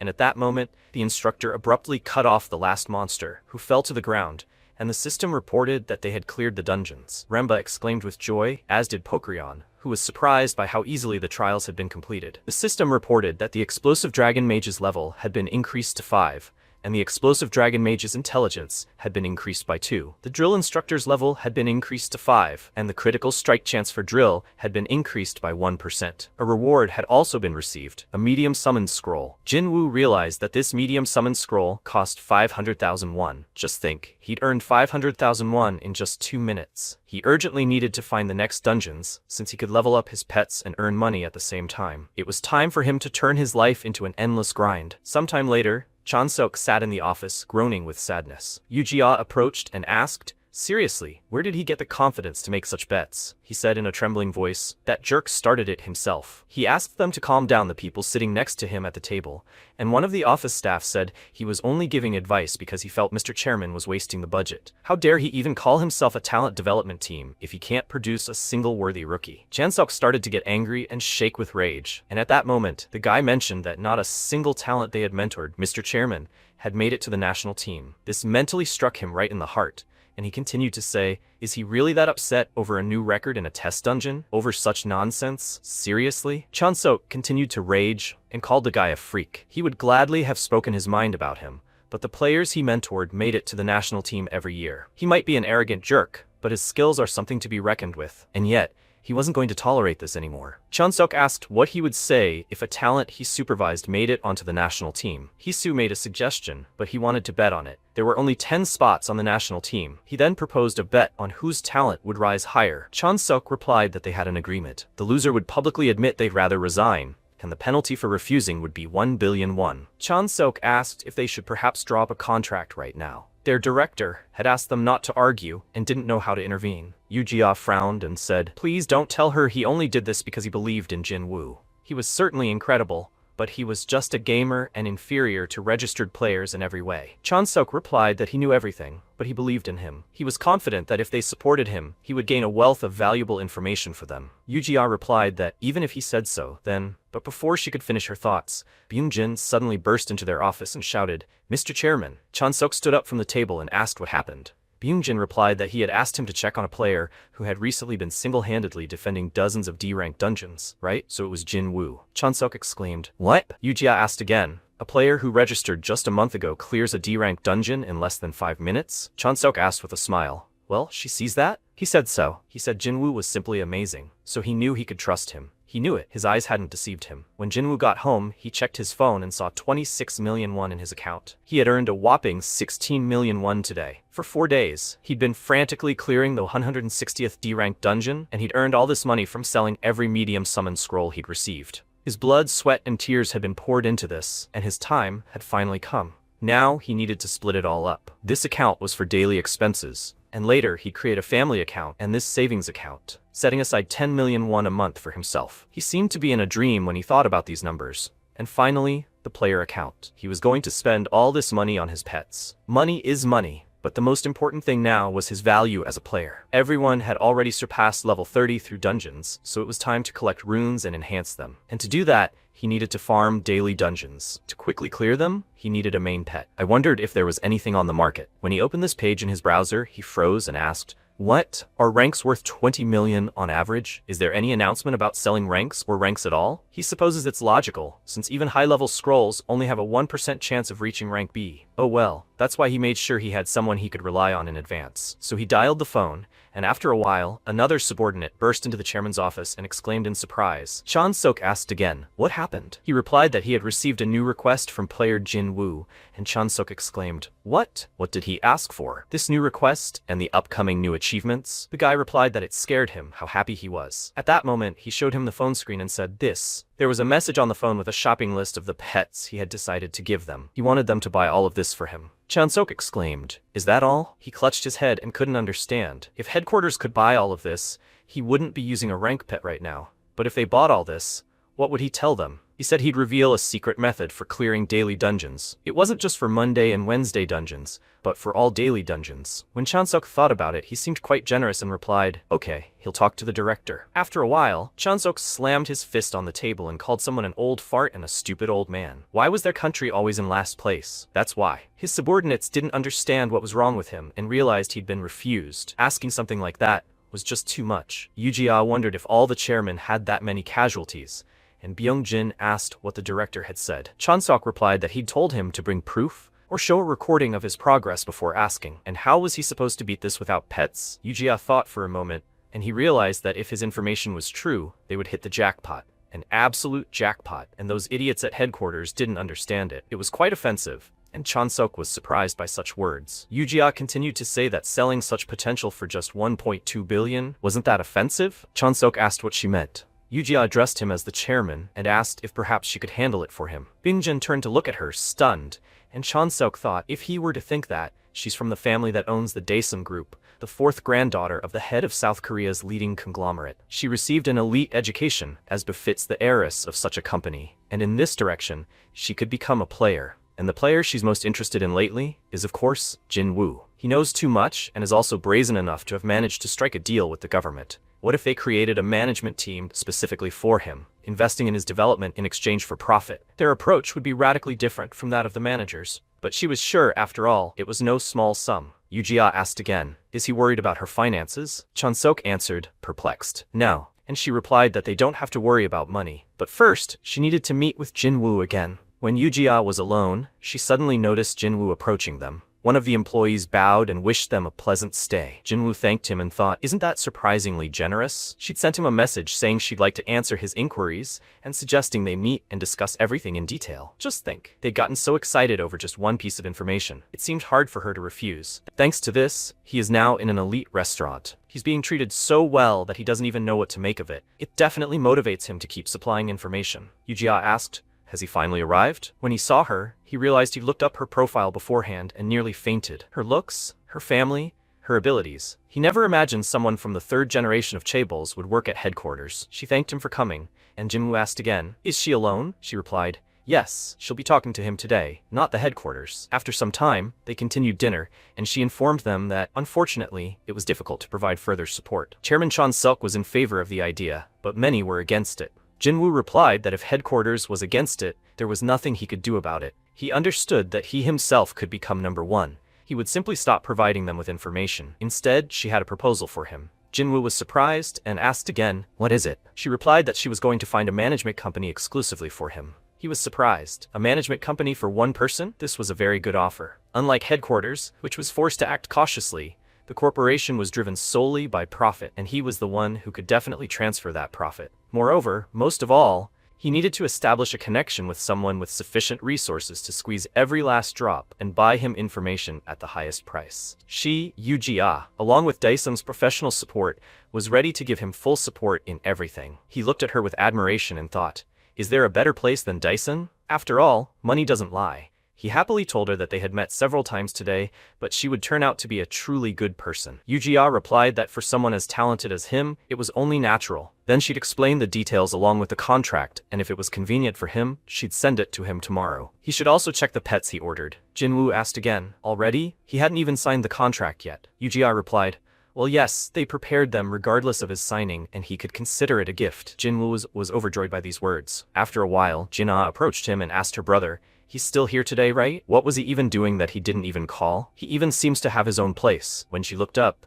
She saw Yuji in ordinary casual clothes and thought she was incredibly beautiful, until she realized she seemed to have seen that face somewhere online. When she remembered that it was that same Yuji, she exclaimed in surprise. Meanwhile, Jinwoo was training in the arena with his pets and the instructor was shouting at them. More. They'll only get stronger if they give it their all. Jinwoo replied that he'd do one more attempt. Ramba collapsed, exhausted, muttering that she had no strength left. The instructor whispered, "Silence, someone was coming." Conversation was forbidden, and Pokryon, along with Ramba, also fell silent. When Yuji approached them, Jinwoo was glad she'd come, and she replied, "Yes, he's been training since early morning." He replied, "Yes, it's just a light warm-up. His pets were here too. What a great team he has." Some of them she was seeing for the first time. Jinwoo laughed and replied that this was his main squad. Let them go and finish training, because he would formally introduce them later. Yuji replied that she would give him a gift first. The system indicated that Yuji was offering him a trade. He should carefully review the player's offer. SB supports player-to-player trading like other games. He trades A-rank Sky Silkworm pets for another A-rank pet. The trade was accepted, and if he cheated and escaped, he could literally die from the curse of the system window. She actually managed to find them all, and he clenched his hand into a fist. Afterwards, he bowed and thanked her, saying it was truly a precious gift. Yuji chuckled and said it was nothing, then pulled a contract out of her bag and asked, "Are they getting started?" The name of the management company was Yu-Bake, a composite of their last name. He would get 70% of the shares, she 25%, and the chairman, Chan-seok, would get 5%. The chairman would remain at headquarters to continue supporting them from within. She also planned to hire Byungjin and Setop as employees. Jinwoo assumed so, but they were from headquarters. She replied that they had quit that morning. She told them she would triple their current salaries. The protagonist grinned and replied that he was grateful. Of course, but 70%? Was she sure that was okay with her? Yuji replied that it was her way of making a bet. She'd take a solid 25%, and in exchange she'd have the opportunity to increase the value of that 25%. Besides, voting rights weren't that important in a company for just one person. The key was his relationship with Jinwoo. Now was the time to put greed aside and strengthen their bond. He put his stamp on the contract, and it was sealed. They shook hands joyfully, and the instructor silently looked at the glow nearby. Yuji asked what it was. Suddenly, there was an explosion, and the instructor took advantage of his prey and grabbed her. Jinwoo was surprised to see her and asked what he was doing there. She was frightened and face down, unable to speak. Jinwoo guessed, so she recognized Yuji and decided to follow her. Jin said she was just curious. That's why she came. Why follow right away? He replied that this is what's called stalking, which made Jin feel ashamed. Jinwoo asked if she saw him when she came here and decided to secretly watch. Jin didn't answer, then suddenly started screaming. Yes, that's right. She rushed to her brother and shouted that he could never be acquainted with her. What had he done, and how did he even end up near her? In her mind, everything was too confusing. The contract had a clause about family, so they would have met sooner or later anyway, and Yuji said that she was just about to meet his family, so everything worked out quite well. Jin was dumbfounded when she heard Yuji say that she wanted to meet her. She started screaming, "Let him speak up already." Suddenly, she fell silent and looked at her, and Jinwoo spoke briefly, telling her a short story. A moment later, Jin asked, he used to be quite a famous gamer and recently broke the record in a low-level dungeon, right? So he decided to return to headquarters and meet Yuji. He replied that he did, and Jin smirked, looked at him, and asked, "But didn't he play some mobile game for a long time before that?" Jinwoo asked again and abruptly said it was a different game. He'd been playing SB for about a year. He remembered that she still doesn't know that he is the god Jinwoo. This made Jin scream. Even a year is a long time if he doesn't know, for such a worthy game. So his nerding had finally paid off, right? Jinwoo thought it wasn't that he didn't trust her. There's just a slim chance that the family who's cared for him for 3 years will end up in danger. He can't just mindlessly drag them into all this. He needed to be strong enough to protect them first, and only then could he reveal his identity. She asked, why was he only telling her now? Jinwoo replied that he'd been meaning to tell her everything. He'd explain everything to his parents, so for now, she could keep it a secret. But she had her reasons. She replied, okay. And suddenly their eyes locked as the instructor spotted an elf in the bushes. Jinwoo said that if she was going to level up that dark elf, she should summon a wolf from him using them together. Without that, she wouldn't even get 10% of the efficiency. Jin asked, Shadow Wolf? Is there such a pet? Jinwoo replied that she most likely didn't know about it, and how could she even get to rank B? Suddenly, she saw notifications that they had everything except what she needed, and was dumbfounded. Then she turned to her brother and asked, is he offering to buy it? A shadow wolf costs 500 million. That would take 20 years. He told her to just wait, because he'd get it in a month. She burst into joy and screamed, can he get such an expensive pet? Has he become a player and is now going out of his way to seem cool? He should forget about it. because she'll save up and buy it herself. Jinwoo told her not to cry with happiness when she got it. After that, he waved his pet and said that the training was over, and she looked at him thoughtfully. Something was wrong. He seemed different. A week later, Jinwoo was at the gate. He asked Bingjin what this was. Yujia replied that it was the equipment he would wear in the dungeons. Mr. Jinwoo, the company's main business is information. He asked again. Information? They sell videos of the walkthroughs for a lot of money, and this advanced equipment is required for that. It records everything around in 3D. This suit is extremely flexible and lightweight, so it won't be uncomfortable. Jinwoo thought for a moment and was suddenly informed that the camera was already set up. This is even more stressful than filming. He said that he would be doing Monday's dungeon for the first time and wasn't sure he could easily complete it. Is that okay? Yujia replied yes, they'll just edit the best moments anyway. He replied, okay. Is it okay if he breaks the national record right after entering? Yujia looked at him in surprise, thinking that he'd just said he wasn't sure he could beat it quickly. Was this a joke? Maybe the 1.3 billion contract was putting too much pressure on him? She told him not to worry, everything would be fine, and he should play calmly like he used to. Jinwoo replied, okay, and entered the portal. The national record for Monday's dungeon is about 7 minutes, meaning he could break it quite easily. When he descended into Monday's dungeon, it was the only dungeon with special rules. Here, completion time directly affects ratings, as in most games. Attack power runes are extremely important in SB. Without them, it would be extremely difficult. They're called universal runes for a reason. This is a defensive dungeon, and you typically have to fend off waves of undead for 30 minutes. But the time still matters, even though it's called defensive. If you defeat the final boss, it'll all be over instantly, so the standard tactic is to go straight to the boss. He assumed the equipment seemed to be working properly, and the system suggested which squad he wanted to summon. The player could create up to 3 squads. He'd already set them up for daily dungeons. All his pets had gathered around him, and a golden fairy had also been summoned. He must hold off the evil Lich's legion of undead until they arrived at his feet. The remaining time was 30 minutes.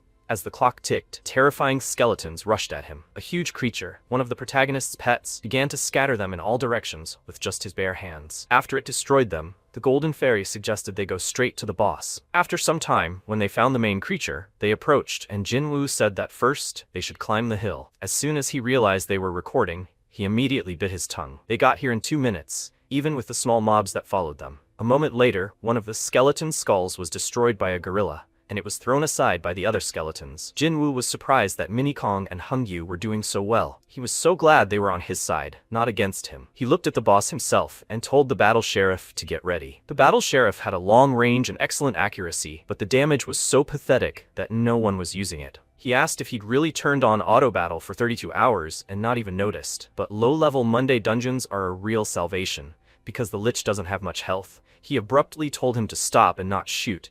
The priestess should use Radiance and Blessing. Blessing had an effect. It removed the Dark Shield, a skill that grants immunity to ranged attacks. Now everything is fine, he told him to shoot. When the sheriff did this, the battle continued, and the instructor also fought for victory. He destroyed skeleton after skeleton with his sword, cleaving them in half. Minikong happily continued the fight and wasn't even wounded. The Golden Fairy assisted them throughout. After the sheriff had expended several bullets, Jinwoo realized his damage output was truly pathetic compared to the others, though his health was clearly slowly depleting. He tried to hit the skeletons with bullets, but they barely felt a thing. Usually, due to weak runes and low levels, this would take a long time, which is why everyone considers it useless and rarely uses it. However, at that moment, Minikong's health increased. The skeleton flew into the sky, and everyone noticed. Minikong also looked at the attacking skeleton, and Jinwoo smiled, realizing that this only affected regular players. At that moment, he didn't move, and the monster was destroyed by Instructor Hungyo's sword, which protected him. He could unlock its potential. If he chose the right runes and skills, even top-tier leches could vanish with a single bullet. A moment later, the boss began to fall to the ground and collapsed with a crash. The system announced that it had been defeated,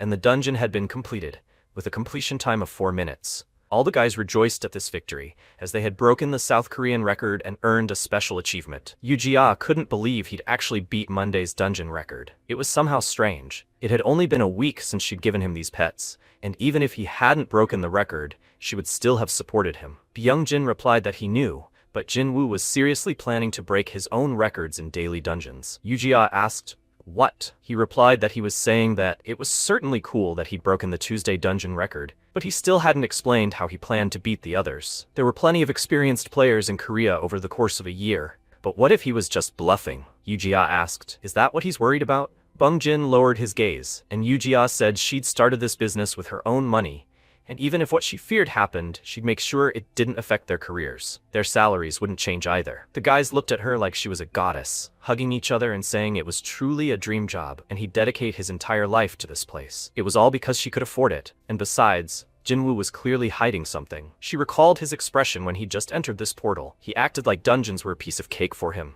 A moment later, the record was broken, and they exclaimed, "What record?" Monday's dungeons, 4 minutes and 12 seconds. That's 3 minutes faster than the previous record. Who was he? Everyone knew who Jinwoo was, and it was crazy. Everyone was amazed at what was happening, and that the record had been broken on the first try. Yujia's hands began to shake, and she realized that this business would definitely be successful. She clenched her fist with pride and realized that if everything went as planned, she would hit the jackpot even bigger.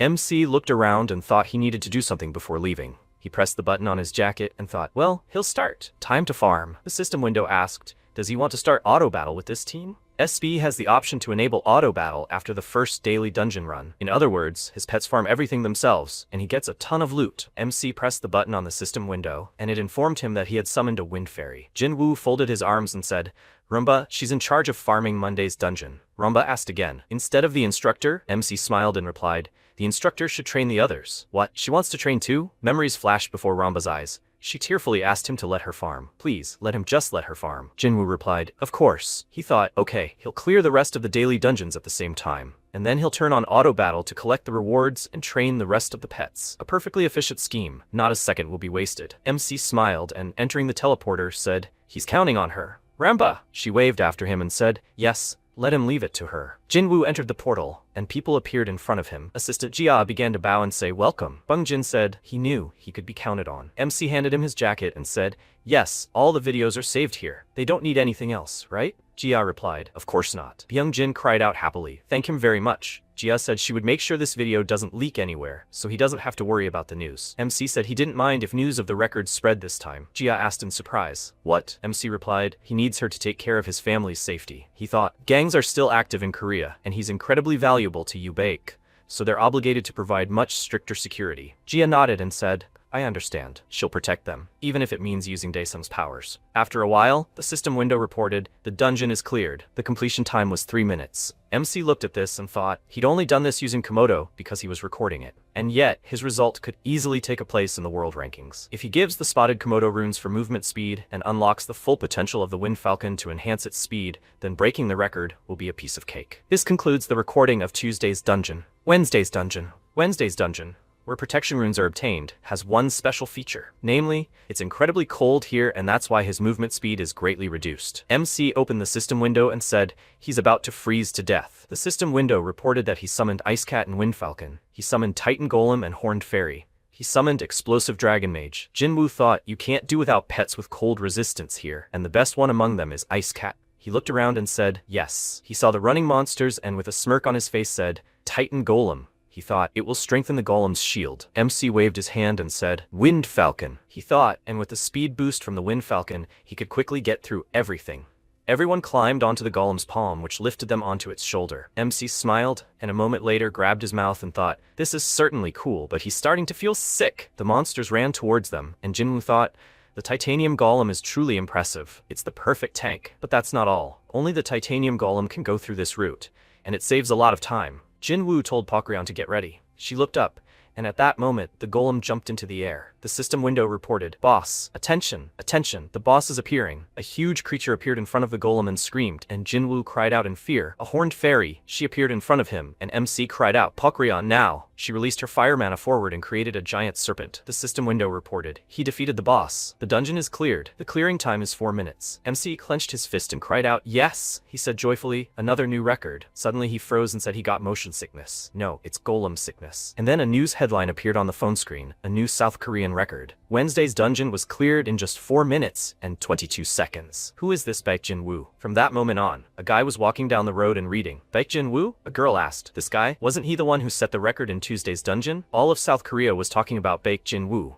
Newspaper headlines appeared with captions. Who is Baek Jin-woo? The girl asked. Baek Jin-woo? Who the hell is that? The guy asked again. She doesn't remember. He's the guy they wrote about on the forum when he broke Kang Kyung-ho's record. The girl answered. Exactly. Another guy asked. Did he break the record again? The guy answered. Yes. And is this Kang Kyung-ho's record again? He doesn't really look like a player. The headlines kept coming. It's incredible, something like this has never happened before. All eyes in the world are on the player Baek Jin-woo. The man sat in a chair and spoke thoughtfully. Baek Jin-woo. The guy asked, wasn't this the one Chairman Park Chan-suk was talking about? The one who promised information in exchange for the summoning scrolls. The man looked at him and asked, the one Chairman Im Hee-soo objected to. The guy replied, yes, that's right. Then he said that he wouldn't give money until he got the information first. The man leaned back in his chair and said, but it looks like that information was true. It looks like it. He exhaled and thought, then what Chairman Im Hee-soo said seemed right. But in politics, only the result matters. If they had supported Baek Jin-woo back then, now they would have received not only public recognition, but also many more votes. It looks like Im Hee-soo has really lost his grip to reject the luck that was coming into his hands. He said,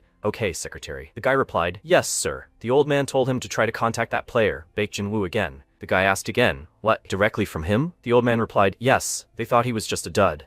But that's clearly not the case. They need to get him at all costs. Monday and Wednesday dungeons drop runes. Tuesday's dungeon, reforging potions, and Thursday's dungeon, skill books. Although these books don't have unique pet skills or hidden skills that can only be obtained with the help of a trainer, they do drop other useful skills, so they're worth clearing. Plus, this means you don't have to clear Sunday's dungeon. Both Sunday and Thursday's dungeons drop skill books, but Thursday's dungeon is much easier. Thanks to this, you don't have to grind endlessly, so they decided to rest on Sundays. So why is Thursday's dungeon considered easy? Because a boss appears right when you enter. They call it a boss rush. This boss has incredibly high defense, so you need to use a rank B White Wolf with a defense-reducing skill. Although, MC opened the system window and summoned pets. You can just kill the monster, of course, if the DPS allows it. Jin-woo thought about it. You can't even put a video like that up for sale. He'll literally steamroll the monsters with his pumped-up pets. He'll just stick to the standard tactic, cut down its defense with the White Wolf, and then finish it off with burst damage. It's a good old standard tactic.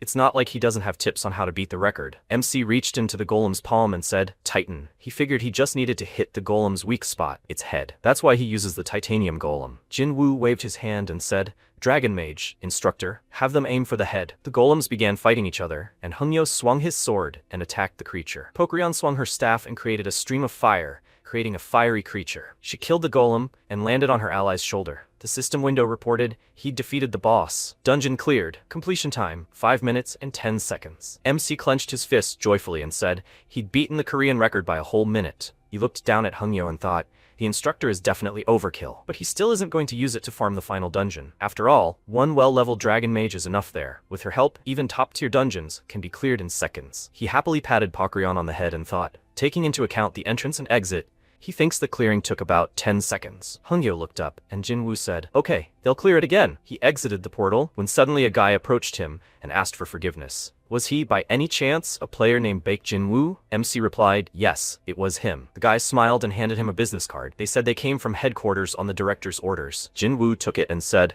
okay. Did something happen? He thought for a moment, thinking the matter with headquarters was closed. The guy said they considered his previous proposal, and since he showed such results, they are ready to consider it. Jin-woo interrupted him and said, that proposal. Let them forget it. The guys stared at him in surprise, and the MC thought, results? Considered? He imagined two choices. Trust the Angel Jia or trust the headquarters. Jin-woo got angry and thought, this is all just a pretty wrapper. They are the complete opposite of Yu Jia. He said, actually, he is already collaborating with one company. If they want to say something, let them go through Yu Jia from Yu Baek. He walked past the guys and said, well, goodbye. The guy turned around and asked, Yu Baek? Senior, who is Yu Baek? And Yu Jia, is that the one from Daesun? The guy replied, they will figure it out as soon as they get back. He has a feeling like they missed something very important. Jin-woo imagined headquarters texting him with declarations of love, and he was logging out of the chat. He stopped, looked around and said, I think that's enough. The Sweating Sickness dungeon was different from the others. While in other dungeons, you could simply summon pets and order them to kill monsters, here you had to run through the dungeon yourself to complete it. He opened the system window and thought, it's time for him to start training too. The system window informed him that he had summoned a sky wyvern. Jin-woo thought the shield would prevent him from dying from the fall, but he was still scared. He turned to Sky and asked, is she ready? He climbed onto her back and ordered her to fly to the Eastern Sea. He closed his eyes, then opened them and looked around in surprise. He thought, this is much more fun. Jin-woo cried out, okay, let's go. Hungyo said, his master, his speed in learning to fly is simply astounding. As expected, he's amazing. MC said, no, not that much. Hungyo interrupted him and shouted, no, he's serious. Pokryon said, but it's true. Even they had a hard time flying wyverns at first. MC thought, come to think of it, Hunyo and Pokryon had ridden wyverns and dolphins back in SB. Pokryon said, as expected of the god Jinwoo, their lord. He said, slightly embarrassed, yes, thank you. Hunyo at that moment felt discriminated against because Jinwoo didn't thank him. MC said, anyway, next they have to train on sky dolphins, right? Pokryon replied, yes. Jinwoo said, they have plenty of experience in this, so he's counting on them. Pokryon happily said, they'll do their best. Hunyo said, yes, his lord. A few days later, MC entered Friday's dungeon. This dungeon drops special runes, and it was here that he earned the title of God of Clearing. MC said, Wind Falcon. The system window reported, the player's run will start in 10 seconds. Let him reach the destination as quickly as possible. He ordered to give him a speed buff. The falcon beeped, and the countdown came to an end. Jinwoo got ready and quickly ran forward. He ran forward, dodging obstacles. Doing all this himself, he realized that this was much more interesting than just controlling the character on the screen. Well, it's time for him to take the first hidden route. Usually, you have to cross the water and run further, but he pushed off from the platform and shouted, Sky Dolphin! The system window reported. He summoned a sky dolphin. The creature rushed towards him and they dove underwater. Jinwoo thought, using the dolphin to swim underwater, he can avoid all the obstacles above. They jumped out of the water and MC shouted, Sky Wyvern! He thought, now it's time for him to fly. All that's left is to fly over the last obstacle. He quickly flew to the finish line and shouted, they did it. The system window reported. He reached the finish line. The system window congratulates him. He broke the Korean record. A special achievement has been earned. After clearing Friday's dungeon, Jinwoo went to Saturday's dungeon. The system window reported, all the monsters were destroyed. The dungeon is cleared. The clearing time is 3 minutes and 40 seconds. Afterwards, Sunday's dungeon was also cleared in an instant. The system window reported, he defeated the absolute master. The dungeon is cleared. Ramba said it was hard. Hunyo replied, but their training paid off. MC helped Pokryon up and she said, great job. The system window congratulated him on this. He broke the South Korean national record. Jinwoo wiped the sweat from his brow and said, he finally caught up with the top players. He thought if he continued to farm dungeons, their clearing time would become even shorter. The clearing time was 14 minutes and 50 seconds. MC thought he would farm once a day until he could start clearing medium dungeons. He would need to clear a high-level dungeon at least once, get the ruins and skills, and only then would he be able to even look at the Tower of Trials. MC looked away and thought he wondered if 2 pets would be enough for him. By the way, if we don't count the high-level summon scrolls, what should he do with all these rewards? Sometime later in Yubake's office, Jia was sitting at her desk and looking at the news headlines on her phone. She thought, the whole world is going crazy about Baek Jinwoo. Well, that's not surprising. He broke all records in just a week. Jia turned to Mr. Kim Byung-jin. He peeked out from behind his computer and asked, yes, madam? Jia asked, how's the editing going? Byung-jin exhaled and clutched his head, saying, he just finished this, but the assistant peeked out and asked, is something wrong? Byung-jin replied, not really. He just couldn't believe his eyes while editing the video. Do they want to take a look? At Baek Jinwoo's request, he didn't include the Thursday and Sunday dungeons in the video. They started watching the video, and Jia began to carefully study every frame. She asked, what the hell? This is nonsense. Byung-jin said, his strategy and the way he executes it is on a completely different level, like some kind of circus performance. Jia asked, is this even possible? The assistant said, you can't even see something like this in a movie. Byung-jin said, he thinks even if they sell it, there will only be a small number of players who can do it. Jia thought, this just proves how incredible Baek Jinwoo is. She said, first, you need to buy all the pets mentioned in the video before selling it. Byung-jin said, that's how it is. She wants to occupy the market early. Jia answered, exactly. They need to make the most of the information they received. Byung-jin picked up the tablet and answered, he understood. He will buy as many as the budget allows. Jia said, no, there's no need to pay attention to the budget and buy everyone. She will solve everything if finances become insufficient. Byung-jin began to imagine different options, and Jia sat down at the table and began quickly typing something. She imagined the director shouting, Dae-sung, you Jia? He ordered the department head to be brought to him. The currencies knelt before her and said they guarantee that they will have the maximum limit possible. Yes, they are even ready to give her their watches. They asked to let them know if they need anything else. Jia smiled and thought, she sorted out the finances and bought all the pets. Now, it's time to sell the videos. She wrote, sold exclusively to players officially registered with the national headquarters of South Korea. The price of a video guide with Monday, Tuesday, Wednesday, Friday, and Saturday is 100 million won. A text guide with Thursday and Sunday is 10 million won. Sale of guides for completing all daily dungeons. A professional guide by Baek Jinwoo, a record holder from South Korea. A confidentiality agreement is required. This is transferred from player to player through the exchange system. Byung-jin glanced at her computer screen and said, ma'am, if she allows it, do you really need to sell this at such a low price? Jia smirked and replied, these guides are just bait to sell pets. Besides, it contributes to the development of South Korean players. The assistant turned around and said, Chairman, what price should we set for pets? Jia told him to sell C-rank ones for 200 million and B-rank ones for 1 billion. The guy turned around in surprise and said, That's 10 times the market price. Isn't that too expensive? When the word spreads, the price of these particular pets will skyrocket. And since they have most of these pets, they will have to buy them at an inflated price. Jia thought, now it's time to get a reward for investing in Baek Jinwoo. She posted, and after a while, Byung-jin asked, the chairman, he's not sleeping, right? Jia laughed, and a sales income report of 377 billion won appeared on the screen. Byung-jin asked, they haven't even started yet. What kind of nonsense is this? The guys were thrown back by the shine of the money, and Jia thought, the pets she bought for Baek Jinwoo cost 1.5 billion won. To think that everything turned out exactly like this. She takes a deep breath to calm herself. She said, their business has finally taken off. They will start with small investments right now. First of all, they will buy a building. The guys bowed to her, and after a while, MC sat on a bench and looked at the amount in his account. He happily said that he had earned 54 million won in just a week by selling high-level summoning scrolls. Ramba happily said, just look at how many cream buns you can buy. Jinwoo clutched his phone to his chest and said, the rewards from the dungeons are just amazing. Ramba asked, haven't EX rank pets dropped anymore? MC asked again.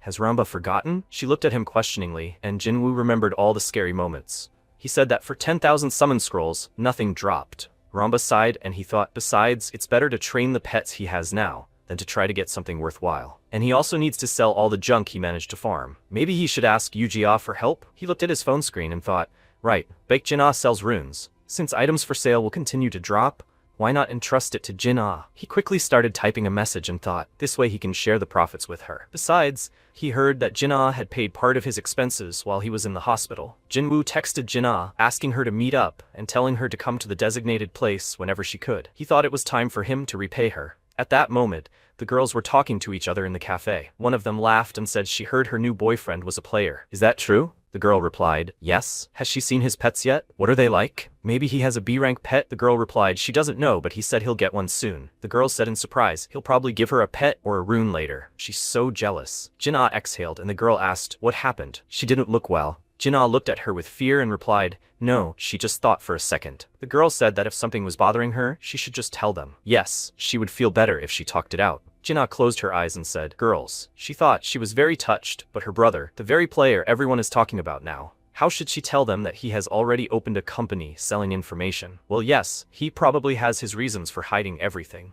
And still, the girl asked, Jin-ah, what is her brother doing now? The guy said, yes, they haven't heard from him for a long time. Jin-ah said puzzled. She doesn't know anything. She grabbed her hair and thought how hard it was. She can't even tell her mom and dad about this. In her imagination, she was tearing her hair out, and in the present, a message came on her phone. She read the messages from MC and thought in surprise, does he want to tell her something else? She got up from the table and said, girls, let them forgive her, but I think she has to go. They looked after her questioningly and asked, so suddenly? They were going to have dinner together today. Jin-ah asked to be forgiven, but her brother called her. The girl asked, her brother? The one who just came out of the coma? Is he okay? Jin-ah smiled and answered, yes, she will tell everything later. Next time she will treat them. Let them forgive. She left and thought her ears were burning. After a while, Jin-ah stopped in surprise and asked, what is going on here? She saw MC's pets training and looking at Hungyo thought, is this the guy who defeated her shadow elf last time? He turned around and looked at her in surprise. Jinwoo asked, has she arrived already? She turned around happily and screamed, brother, what's going on here? She looked at MC's body and froze. She asked again, is this it? She thought, has he always had a body like this? He just came from the hospital, where he was on an IV. Jinwoo asked, is she okay? Jin-ah screamed, bro, what are these pets? MC asked again, what's wrong with them? Jin-ah said, their market price has skyrocketed recently. The system window reported that the battle sheriff costs 200 million,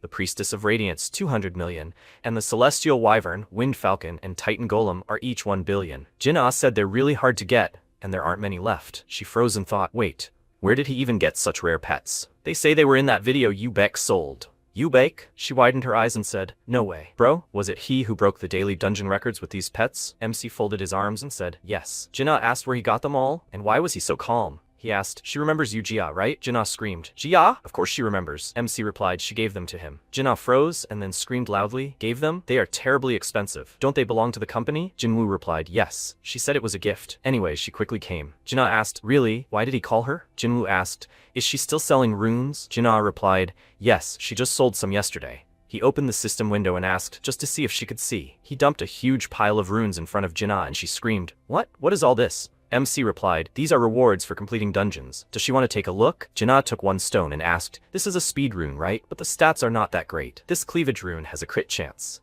This can be sold for a really high price. MC looked at her and thought, Bake Jina, she sells runes every day and that's why she knows so much? She has a pretty good eye. She remembers even the effects of runes with a low drop rate, and she instantly determines the value of skill books and materials. Besides, she immediately recognized his pets. She probably never leaves the market. Jinwoo turned to Jin-ah and said that he would give it all to her. Will she try to sell it? Jin-ah looked at him in surprise and asked, did he want her to do this? She thought about it. She was sure she could sell it for a good price.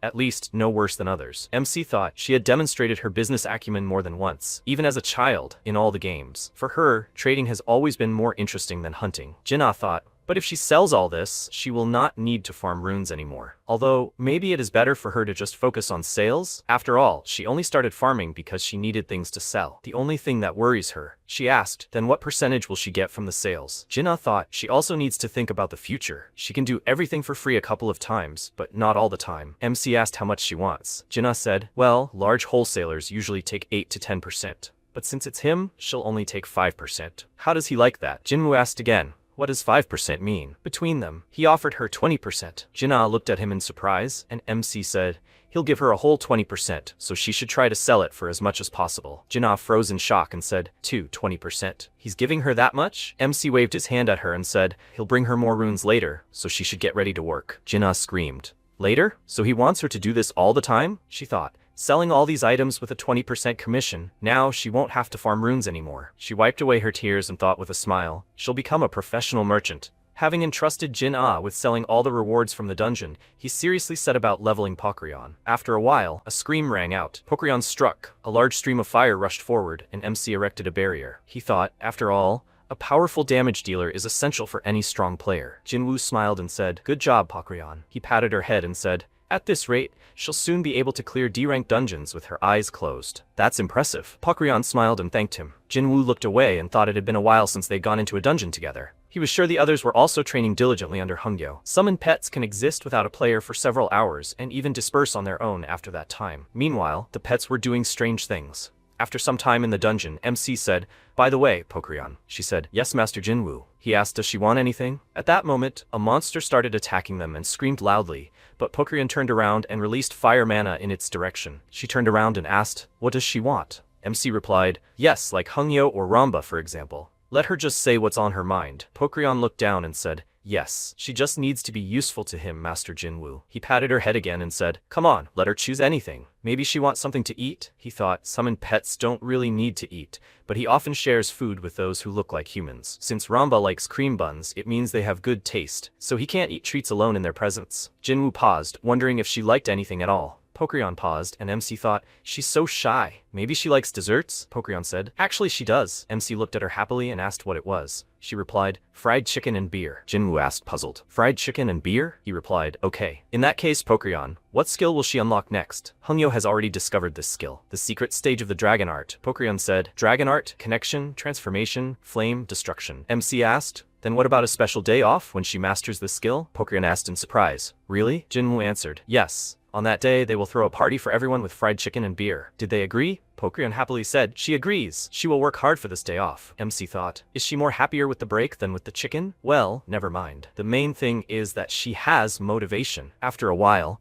Jia stood on the hill and watched the machinery work. Byungjin asked, madam, how did she find such a place? Jia folded her arms across her chest and replied, she bought it from her grandfather. The UBAC headquarters will be built here. She pointed to the side and said, there will be an office here, and over there a dormitory and apartments for the staff, and she will build a bunker under each building. Byungjin asked again, a bunker? Jia answered, yes. She remembered MC's words that she just needed to focus on protecting the family. She thought about it, because a promise must be kept, and since he likes open spaces, this place would be perfect for training. Jia asked, Mr. Byungjin, did he find the pet she asked for? He looked at her and answered, yes, the shadow wolf she asked to find. But why exactly him? Jia looked at the creature and said, she wants to give the creature to someone. After a while, meat was being cooked in the restaurant, and a girl said, Jinna, it's so delicious. Another girl looked at her and asked, can they really afford such a treat? Jinna answered, of course. Let them order whatever they want. The girls happily said, yes, successful players, this is a completely different level. Jinna thought, it's all thanks to her brother. The items he gives her are not only numerous, but their stats are simply incredible. At the item sales point,